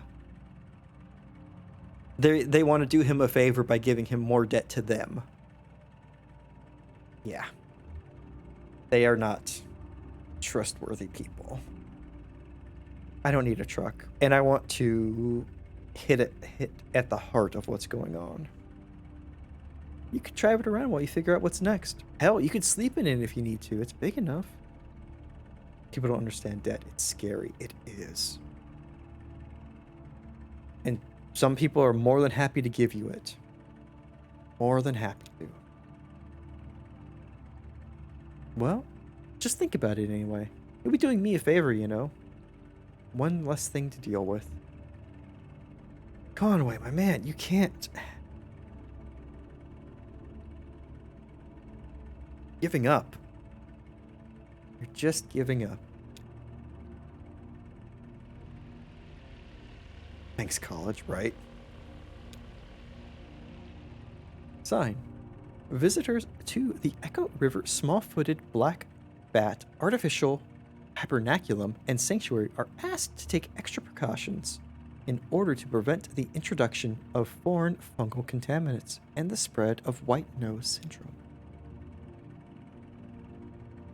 I feel like this is why this game hurts, because it's hard to imagine life without some sort of debt. Exactly. Higher education. Exactly. Well, I mean, that, and like, even if you need to enter it, get higher education for something, or it's just something that you want to do, right? It's impossible to do without incurring debt. And most people are not at the point in their life when they can understand what that means.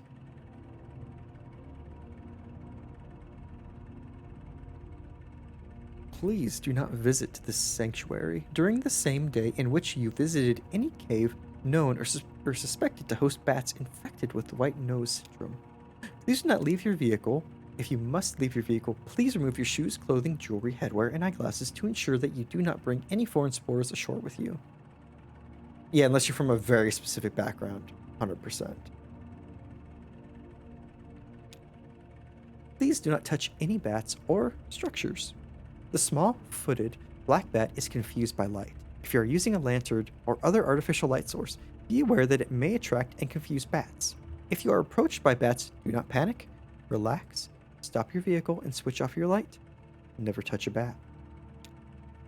Okay, then.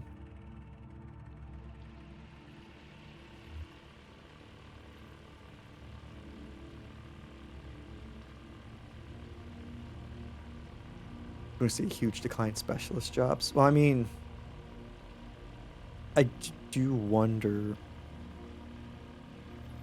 if we're going to see like a huge spike in certain industries to the point that the entire industry is way too flooded.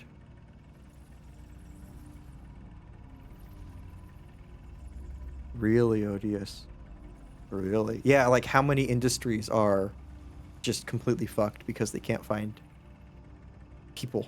They can't find bodies, even. Right? Bat fact. Ever talk with your mouth full? Bats do it all the time. Bats talk in extremely high frequency clicks, too high for humans to hear.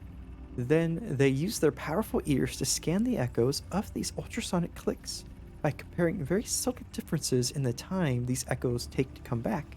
The difference of just millionths of a second. Bats are able to picture their environment with enough accuracy to catch a flying insect. Once a bat has caught an insect in its mouth, it's still flying, and so it still needs to avoid running into anything. So bats keep clicking away. And while they munch on a tasty bug snack, it may be poor table manners, but it's crucial for surviving in the dark. I wonder how the other bats know whether one of them is really talking or just chasing a bug. They can't pay their bills on that salary? God. Most people in the field, they have significant other that's pulling in the majority of the cash, getting the benefits. Yeah. Well, it's like how many cities, I think this just as someone who lives on the West Coast, right, are built entirely for, and can support only people who work in like the tech industry. Like people who work in other industries can't live in so many cities because the rent and property value and everything's just skyrocketed to accommodate a certain demographic that has more disposable income because of like thriving tech centers, right? But like it's just pushing people further and further out, and they have to drive further and further in for work that every city needs. It's just ridiculous that cities are, or that private owners are allowed to charge as exorbitant of like rents and whatnot as they do, and they just push out everybody else. And so you have to be in cases where one person does work in that specific industry and the other person works for something else, some other thing in this, some other industry that the city needs, but you're just stuck. You've got the one who's working that one. Yeah, sorry, I lost my train of thought there. Your spouse, in a sense, you have an 8 to 5 p.m. job, health insurance and basic needs, and they work amusement. Gotcha. Yeah, 9 to 5, exactly. Yeah. It's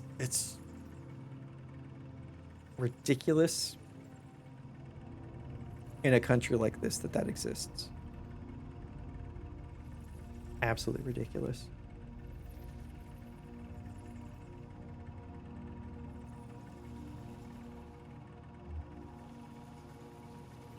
I think when they're actually communicating, it sounds more like singing. Sometimes it's hard to know with people, too. Yeah. Oh, yeah. Like, how about this weather? I guess there are layers to it, right?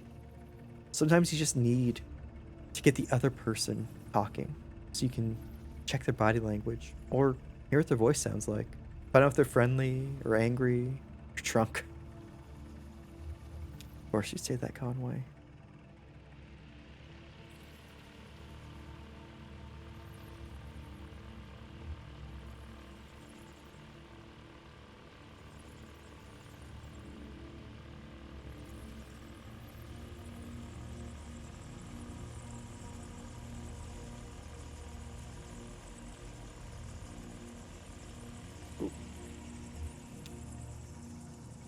Bat fact.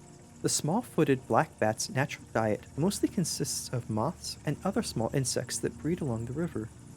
Here at the artificial hibernaculum and sanctuary, we use a combination of chemical snares and ultrasonic wards to repel all potentially contaminant-bearing insects and replace them with our own locally bred and spawned hypoallergenic antiseptic pseudomoths, which we call the little gray nothing moth. Oh.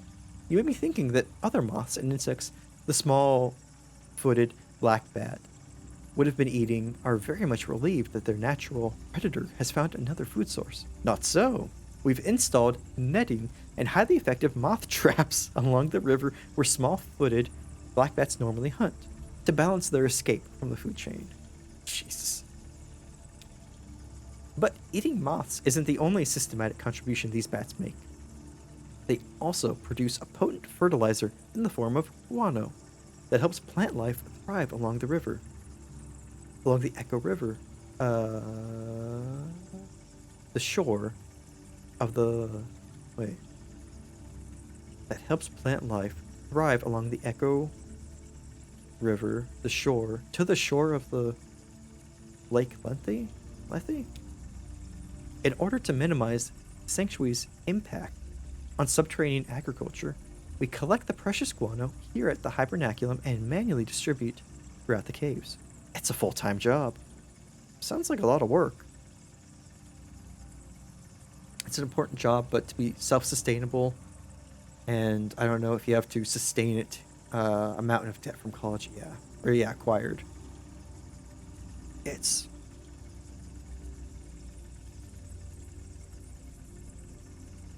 odd that it seems like talks about raising a minimum wage doesn't feel like it has like spread to like other places. Like if we raise the minimum wage, then hey, maybe we should think about raising wages elsewhere. Like so many professions barely pay a sustainable wage after college, after acquiring a ton of debt, being able to live in cities where their skills could be put to use. Ridiculous. They eat fake moths. I wonder how the bats would feel about their guano being taken like that. It's all fake, except for the bats.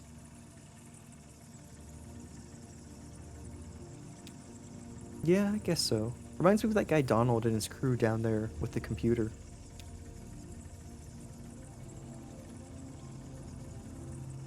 Oh. 100% agree, Odious. Teachers get so fucked. You know, I mean, just the people who are, you know, stewards of the next generation, you know, the ones who are, you know,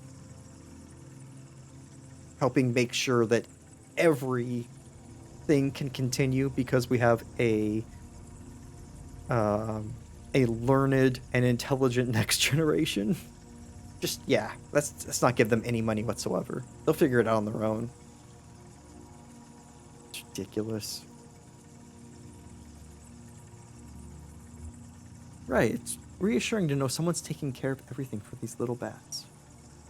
It kind of bothers me. Like they're tricking the bats.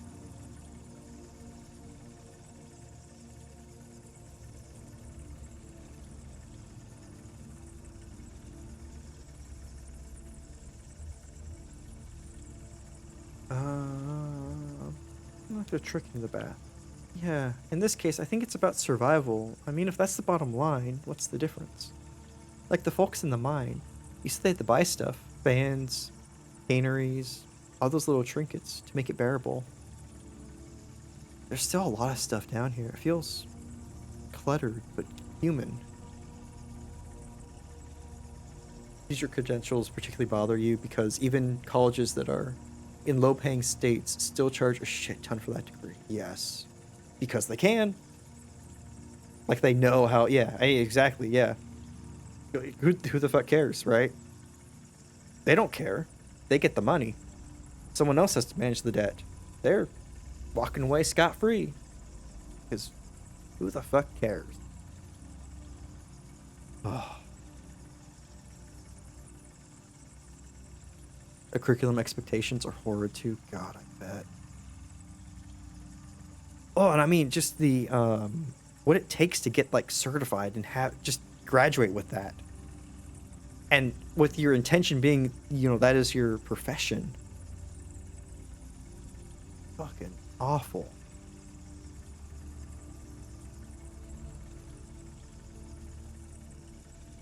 Sure, people can.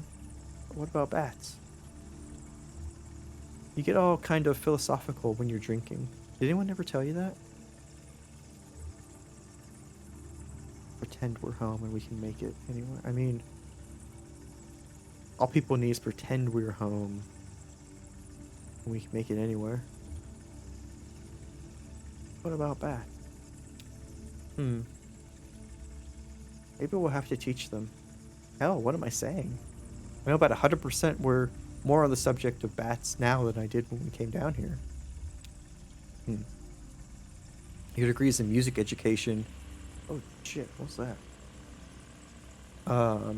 You're in a 5-year program to get a master's at the end. You just couldn't do it by the end. Oh my god. That just sounds intense. Student teaching was very eye-opening. Oh, I bet. If you don't mind, what grade were you thinking about teaching? Or grade range? If you don't mind answering that. I just turn off the light. Whoa. Seems like it doesn't matter if I turn off the light or not. We've been allowed for 5 decay. Oh, okay, okay. Nice. White nose syndrome is still largely a mystery. We suspect that the white fungal growth which appears on bats' faces and wings irritates and confuses them, causing them to awaken early from hibernation and venture outside, depleting stored energy they need to survive through the winter. But biologists are nowhere near curing the disease. It spreads quickly, and it is highly fatal. In this way, white nose syndrome has drawn some comparisons to colony collapse disorder as suffered by bees. White nose syndrome and colony collapse disorder are sudden, violent, and mysterious. Will honeybees and small-footed black bat be two more lost species, wiped out in a geological blink and forgotten to natural history? It is possible that we won't the cure won't be identified in time. So the sanctity of this artificial hibernaculum is our best hope of preserving them. As you leave the Echo River small-footed black bat hibernaculum and sanctuary, please make sure that your vehicle and clothing are free of hitchhikers.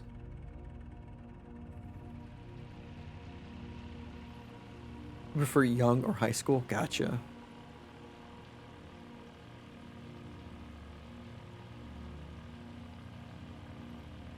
Oh, it's just. It's unfortunate when it's when the impetus for a decision is the absolutely unrealistic, like artificial expectations that are put on you. You have a liberal arts BA from an accelerated degree program because life. Yes. Then you went to post bachelorette in speech, and then went into a 3.5 year master's online to have the privilege to attempt to become a speech language pathologist. Who rolled into the program. Wow. Damn, Odious.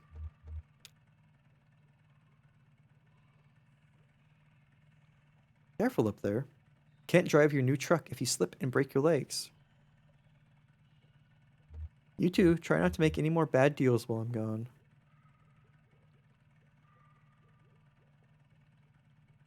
Yeah. If unfamiliar, post like a side degree to bridge the gap. Gotcha, gotcha. Gotcha. Damn. I mean, I knew that you had studied something related to speech. You give a lot of good like speech and like throat safety. Maybe that's an odd way to phrase it. Things in chats I've seen But damn, that is intense amount of studying for that. Intense year program. If you got less than a B in a course, you were dropped. Oh God. That's all that fucking stress. Safety is apt. Got to keep that safe.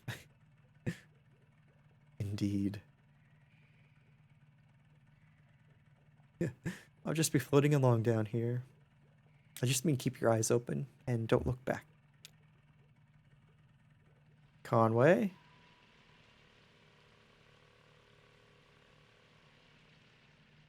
Conway, where are you going? Okay.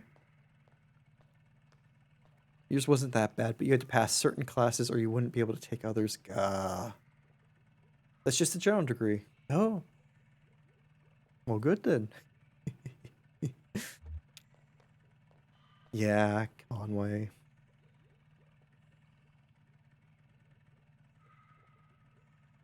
I wonder if he realizes the weight for what it is, or if he just accepts that,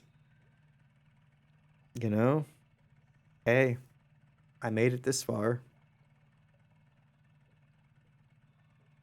I'll just continue trucking like I normally do. You have 8 areas that are broad as fuck that you can work on, and they're specialized, and you're expected to be able to work on each of them if you get a case. Jesus. Yeah, it's just, it's, you're a general specialist, right? You're getting anxiety again just thinking about it. Oh no. It sounds fucking intense, Odious. I'm sorry, yeah. Oops. Hugs for Odious in chat.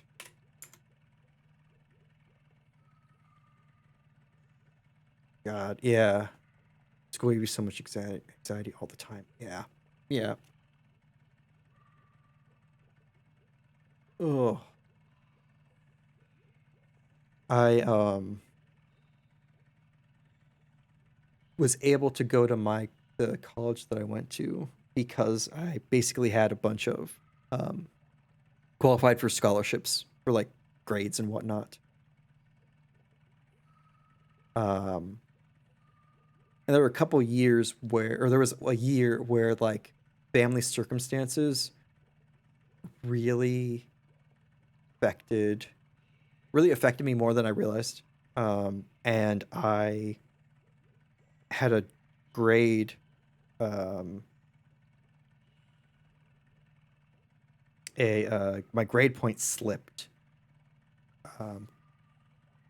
Kind of scary low in the, hey, I need to really pay attention to make sure that I don't fuck up and lose all of my scholarships. And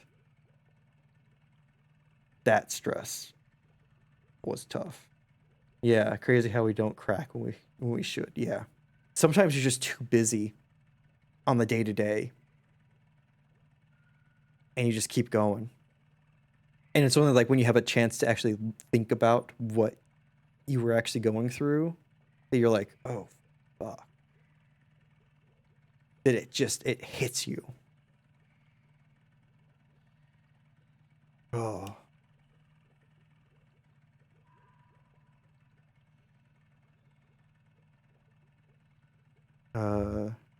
Softly.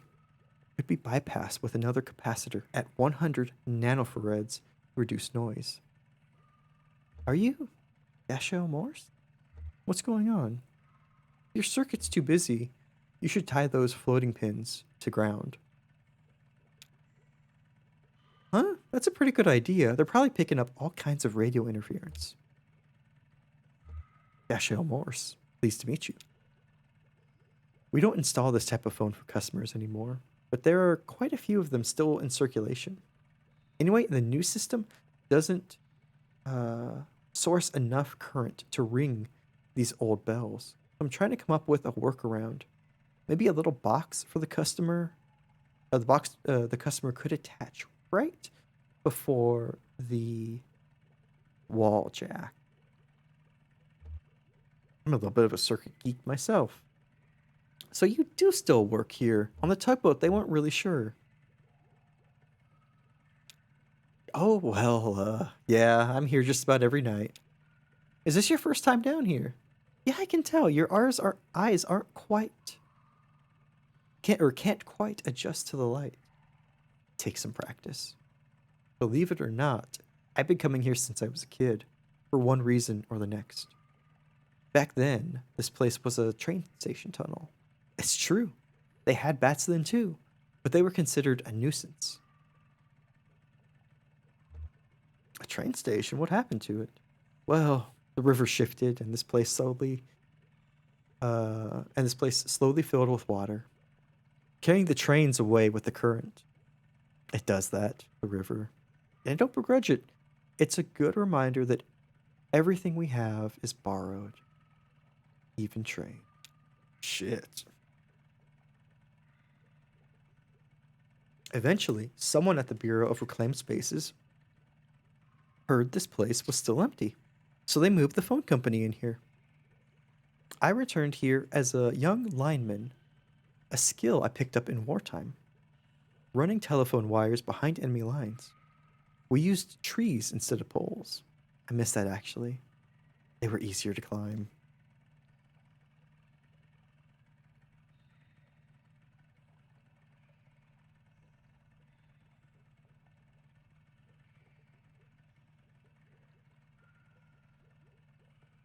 Yeah, history fun stuff. Yeah.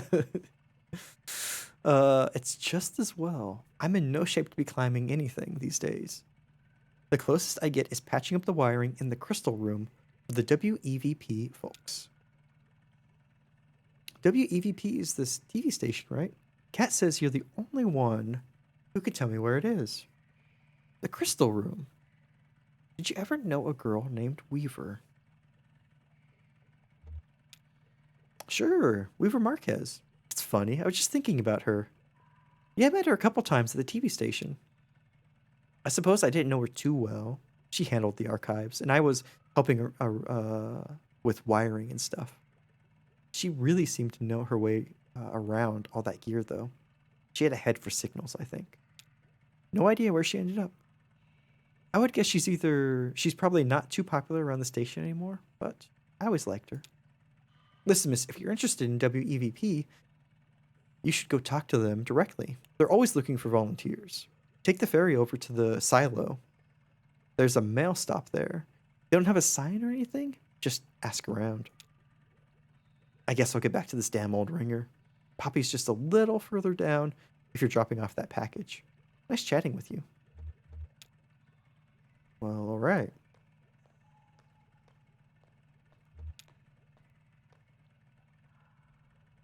Black. Abel and Eloise, the lovers' couriers. Bred for racing, Abel and Eloise spent most of their lives as carrier pigeons in the employ of Echo River Avian Post.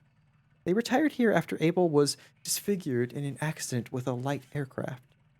But old habits were hard to die. Abel and Eloise would pick up scraps of paper from the ground, the trash, even pull them out of the pockets and deliver them to other people nearby, to delight or embarrassment. Word spread, and travelers passing through this tunnel began to come prepared with love letters, poems, or other written desires to pass along indirectly through these pigeons. After a hard day's work, Abel and Eloise would always be found nestled closely together in a disused newspaper stand set aside for their habitation. That's where we left them. Oh.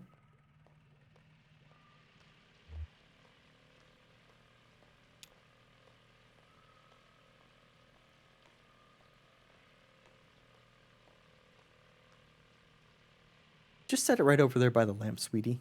Thanks. Actually, just a minute. Why is that parcel? Where does that parcel, or who does that parcel claim to be from? Consolidated Power Co. Laszlo Electronics. It's weird, there's no label on it. Label on it. Well, you're lucky. It's chocolates from a secret admirer, and not a snake from an assassin. So, who are you? you work for the post office or the tugboat? I only ask because I haven't seen you before. Was that you I heard chatting down the hall? Yeah, I just met Dashel. He's been working on that obsolete ringer, hasn't he? Poor Dashel. It's used to get snakes a lot. I mean, snakes seem to be a common issue for people in this world. You know, he's not really. He was let go a while back, a long while actually. When they started restructuring, he was just one of the first to go. But he talked them into letting him come every day and fiddle with some interminable project. He says it's to keep a long gap from growing, from growing his resume. But I think he just has nothing better to do. One of those old men who needs work, you know, doesn't know how to be any other way. Well, there are no real jobs here, but there are fake jobs, I guess. I wasn't always like this. When I came to work at the Echo River Central Exchange, there were 12 of us: Loretta, Edna, Meg, Cara, Marie, Lois, Liz, Hester, Angie, Wilma, Connie. I was number 12. Connie and I were hired on the same day, but she showed up early.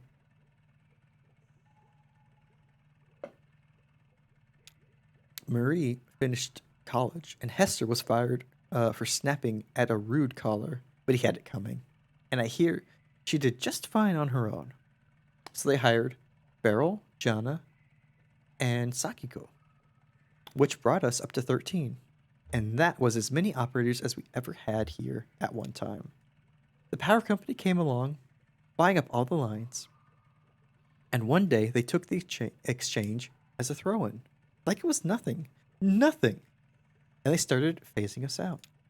Edna, Meg, Cara, and Lois left one Friday evening and were asked not to come back on Monday morning. Beryl saw the writing on the wall and quickly found employment at a private BX.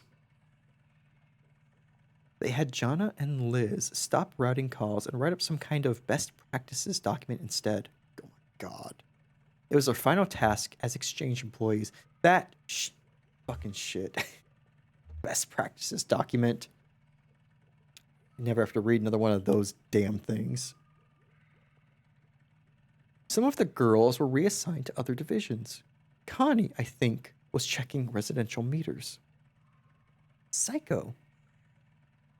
Yeah, ugh. I've had to write them and I've had to read them, and I hate both.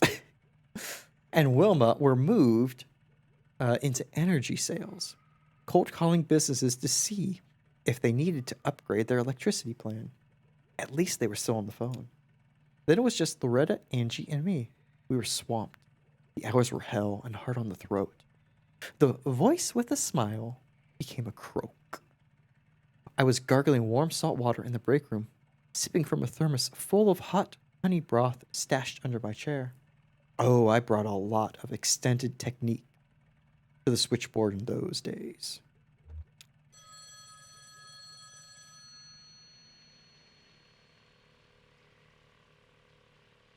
Sounded pretty good to me. Yeah, I'm impressed. So, where was I? Hot honey broth and warm salt water, extended switchboard technique. Interested in that. Yeah. It was all about timing your breath. Some girls got lightheaded doing too many calls in a row with that upbeat dynamic inflection they made us use to keep everything intelligible. It was very physical. So after a few months, it was just me. A new automation strategy was announced, and this place was rechristened Consolidated Auxiliary Switch Number 30. If it's automated, what do you do here?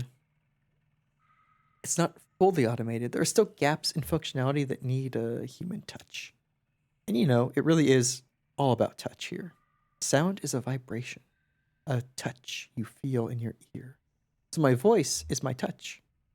When we're talking, we're touching, even on the phone. That's an electric touch, an intimate little shock that makes your tiny hairs tremble. But that's not even what I mean. when I say it's all about touch here. When the power company first tried automating this old exchange with fancy new transistor arrays, the switchboard caught fire. It was just too much, too fast. So they tried using some clunky old mechanical relays, but then the calls were getting mismatched and out of sync. It was a nightmare. Their technicians determined that the phone system down here had been designed ad hoc over decades around the specific tempo of its human operators. So, short of replacing the whole thing, not to mention all the wiring, they'd have to work out the exact timing of every little human gesture that goes into routing a phone call. And that, officially, is my role here. I run the switchboard for the whole exchange. Once the work of 12, I'd like to remind you, they have some kind of machine somewhere that tracks how long it takes me to do each little thing. The caller never hears my voice now. They dial, my little indicator switches on, and I make the connection. You miss talking to callers. You know, there's something that bothers me about the process, besides the fact that I'm training my replacement, who isn't even human. Here's what I mean. How long do you think it should take you to time my every move and recreate that timing in an automated switchboard? Rough estimate, couple days. That's what I said. But this has been going on for over a year, and the very thought has started to nag at me. What if there is no cheap machine that's going to replace me? What if it's cheaper just to keep me here, filling in for the rhythm of the operators? What if I'm the cheap machine? You're not a machine. Nice of you to notice. I mourn the Echo River Exchange, Central Exchange, and I'll carry a torch for the voice with a smile. But at least I'm keeping some part of it human, right? Even if it's not the best part. Oh, I bet, Merriment. It's the amount of like little tracking that you can do on employees, and that like phone company employees extend that out to office workers, that they started installing in mass during the pandemic and like during the work from home stuff. It's wild. People are just going to bucket any system that tries to control them like that. It is ridiculous. Oh, the parcel. Right over there by the lamp is fine. Thanks for dropping that off. Take care. Think of me when you dial. 0.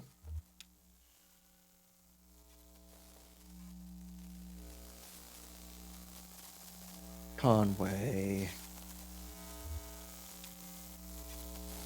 Come back, Conway. Can you come back?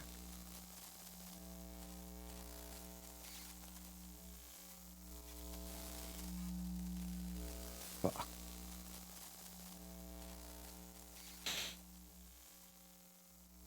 Conway. Oh. No.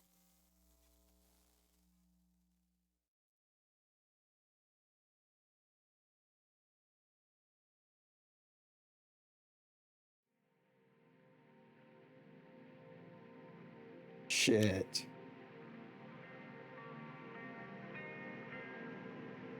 Did you get Blue at least?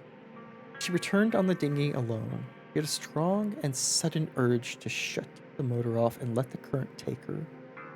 But she couldn't work out where that impulse came from. So she did her best to resist it.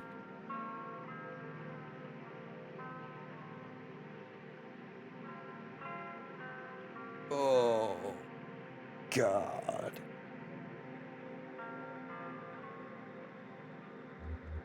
They have a family of 5 on a flat-bottom skiff. She met a guitar player pedaling a floating bicycle with his dog in tow.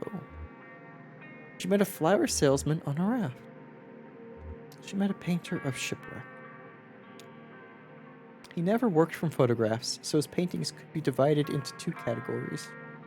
There were the ones he painted from life, and the Echo River was a very good source for these because its currents were so unpredictable and its tunnels so dark. He rendered these in oil by lamplight, working for hours cross-legged on the porch of his houseboat slash studio. Then there are the ones he painted from memory, mostly the memory of a single wreck he encountered as a much younger man, picking up litter where the coastal highway cleaves the rocky beaches of Northern California. These were done in watercolor. Preferred to work on them in the morning in a room he rented near the airport in Louisville. He had some postcard-sized sketches in charcoal too. Of the Iron Pariah. It wasn't a wreck exactly, but it felt right. It was so unpredictable, and he was so focused on details, he usually just ended up with a handful of inscrutable marks. You're looking for more podcast work. Just wanted you to. Really? That's ridiculous. Like, dear Lord, you pay for what you get. You know? It's fucking ridiculous. People are so paranoid and so greedy. Can't even not have you just be in an hours long Skype call so they can watch you while you work. God. Actually, I want to check something quick.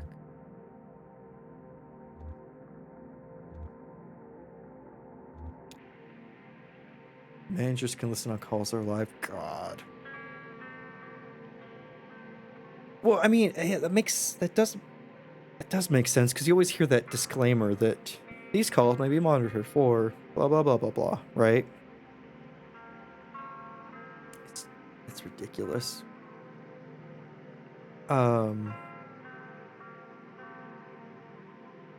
We didn't end up. Yeah, I don't blame you. That's ridiculous. But question you, Mary, and you don't, and the I don't know is a perfectly acceptable answer. Does this game autosave? And if so, would I have hit one recently?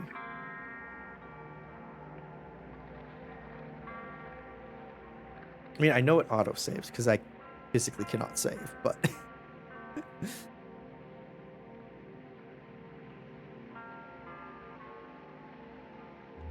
I guess I'll pick another another option real quick. A flower salesman on a raft. They floated alongside in buoyant pots, bobbing untethered. Almost done with this chapter? Okay.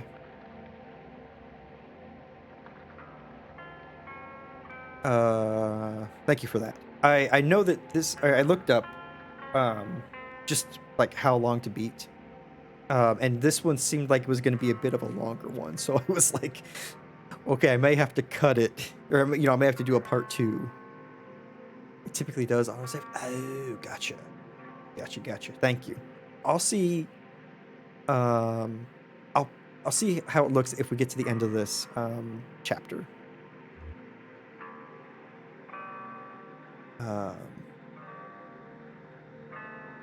Yeah, but thank you for checking. He corralled them with a long pole and a stream of small adjustments. She leaned out of the water to get a closer look. Exit dialogue. Perfect. He just started work for the day, so his stock was full. He pushed a few bouquets her way. First was a delicate mixture of pansies arranged in the Byzantine style. He said it was for a particular kind of person. If it didn't remind her of anyone in specific, she'd better move on. Next, a rustic bundle of blue-petaled flowers of many different types. He suggested it would make an appropriate thinking of you bouquet. Finally, a delicate mass of roses, made to look messy. She thought it looked serene, and he agreed. He drifted away with the current, pushing his flowers along with the raft. check out the dog. He said they took turns. The water was cold, and the floating bicycle, while technically marvelous, wasn't quite buoyant enough for both of them. Swimming is hard work, the hardest work that dog had ever done, he expected.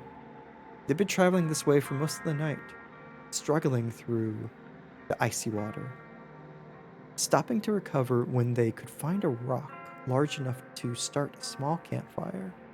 He had his belongings stuffed into a weathered car case at the end of a thin rope.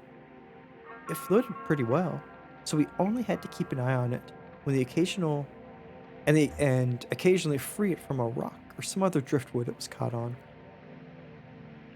She asked if he had a guitar in his case or just clothes. She invited him to ride a ways on the dinghy. He appreciated the offer, but they weren't in a hurry. She gave in, shut the motor off, and floated for a while. Then she knew what she'd been craving. A moment of silence.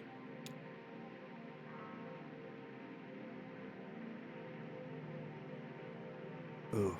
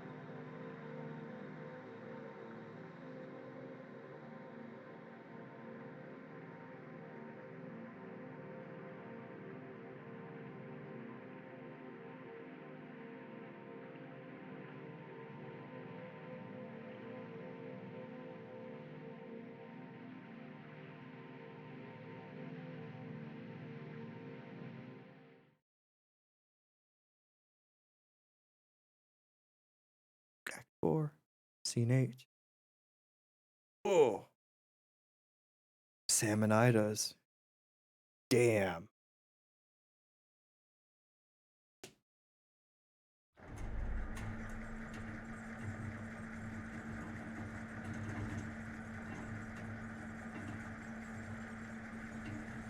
Oh. Okay, good. We do have blue. Oh, thank goodness. But oh, it felt heavy tonight. It did. It did. I mean, this game. No worries, no worries. I remember seeing this chapter was a particularly long one. So I figured we'd get as far as we could tonight and see where we left off or where we pick up on Wednesday. It did feel heavy tonight. This game brings out some great conversations. Let me just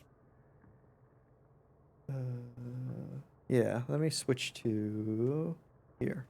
Yeah, there we are. Switch here real quick while we prepare to end. Oh goodness, thank you so much for that. It was a good chat tonight. Heavy, but good. Oh, I appreciate y'all coming by, and I'll stick on the screen for just a tiny bit longer. It's always wonderful getting to chat with y'all. And I hope. Cool.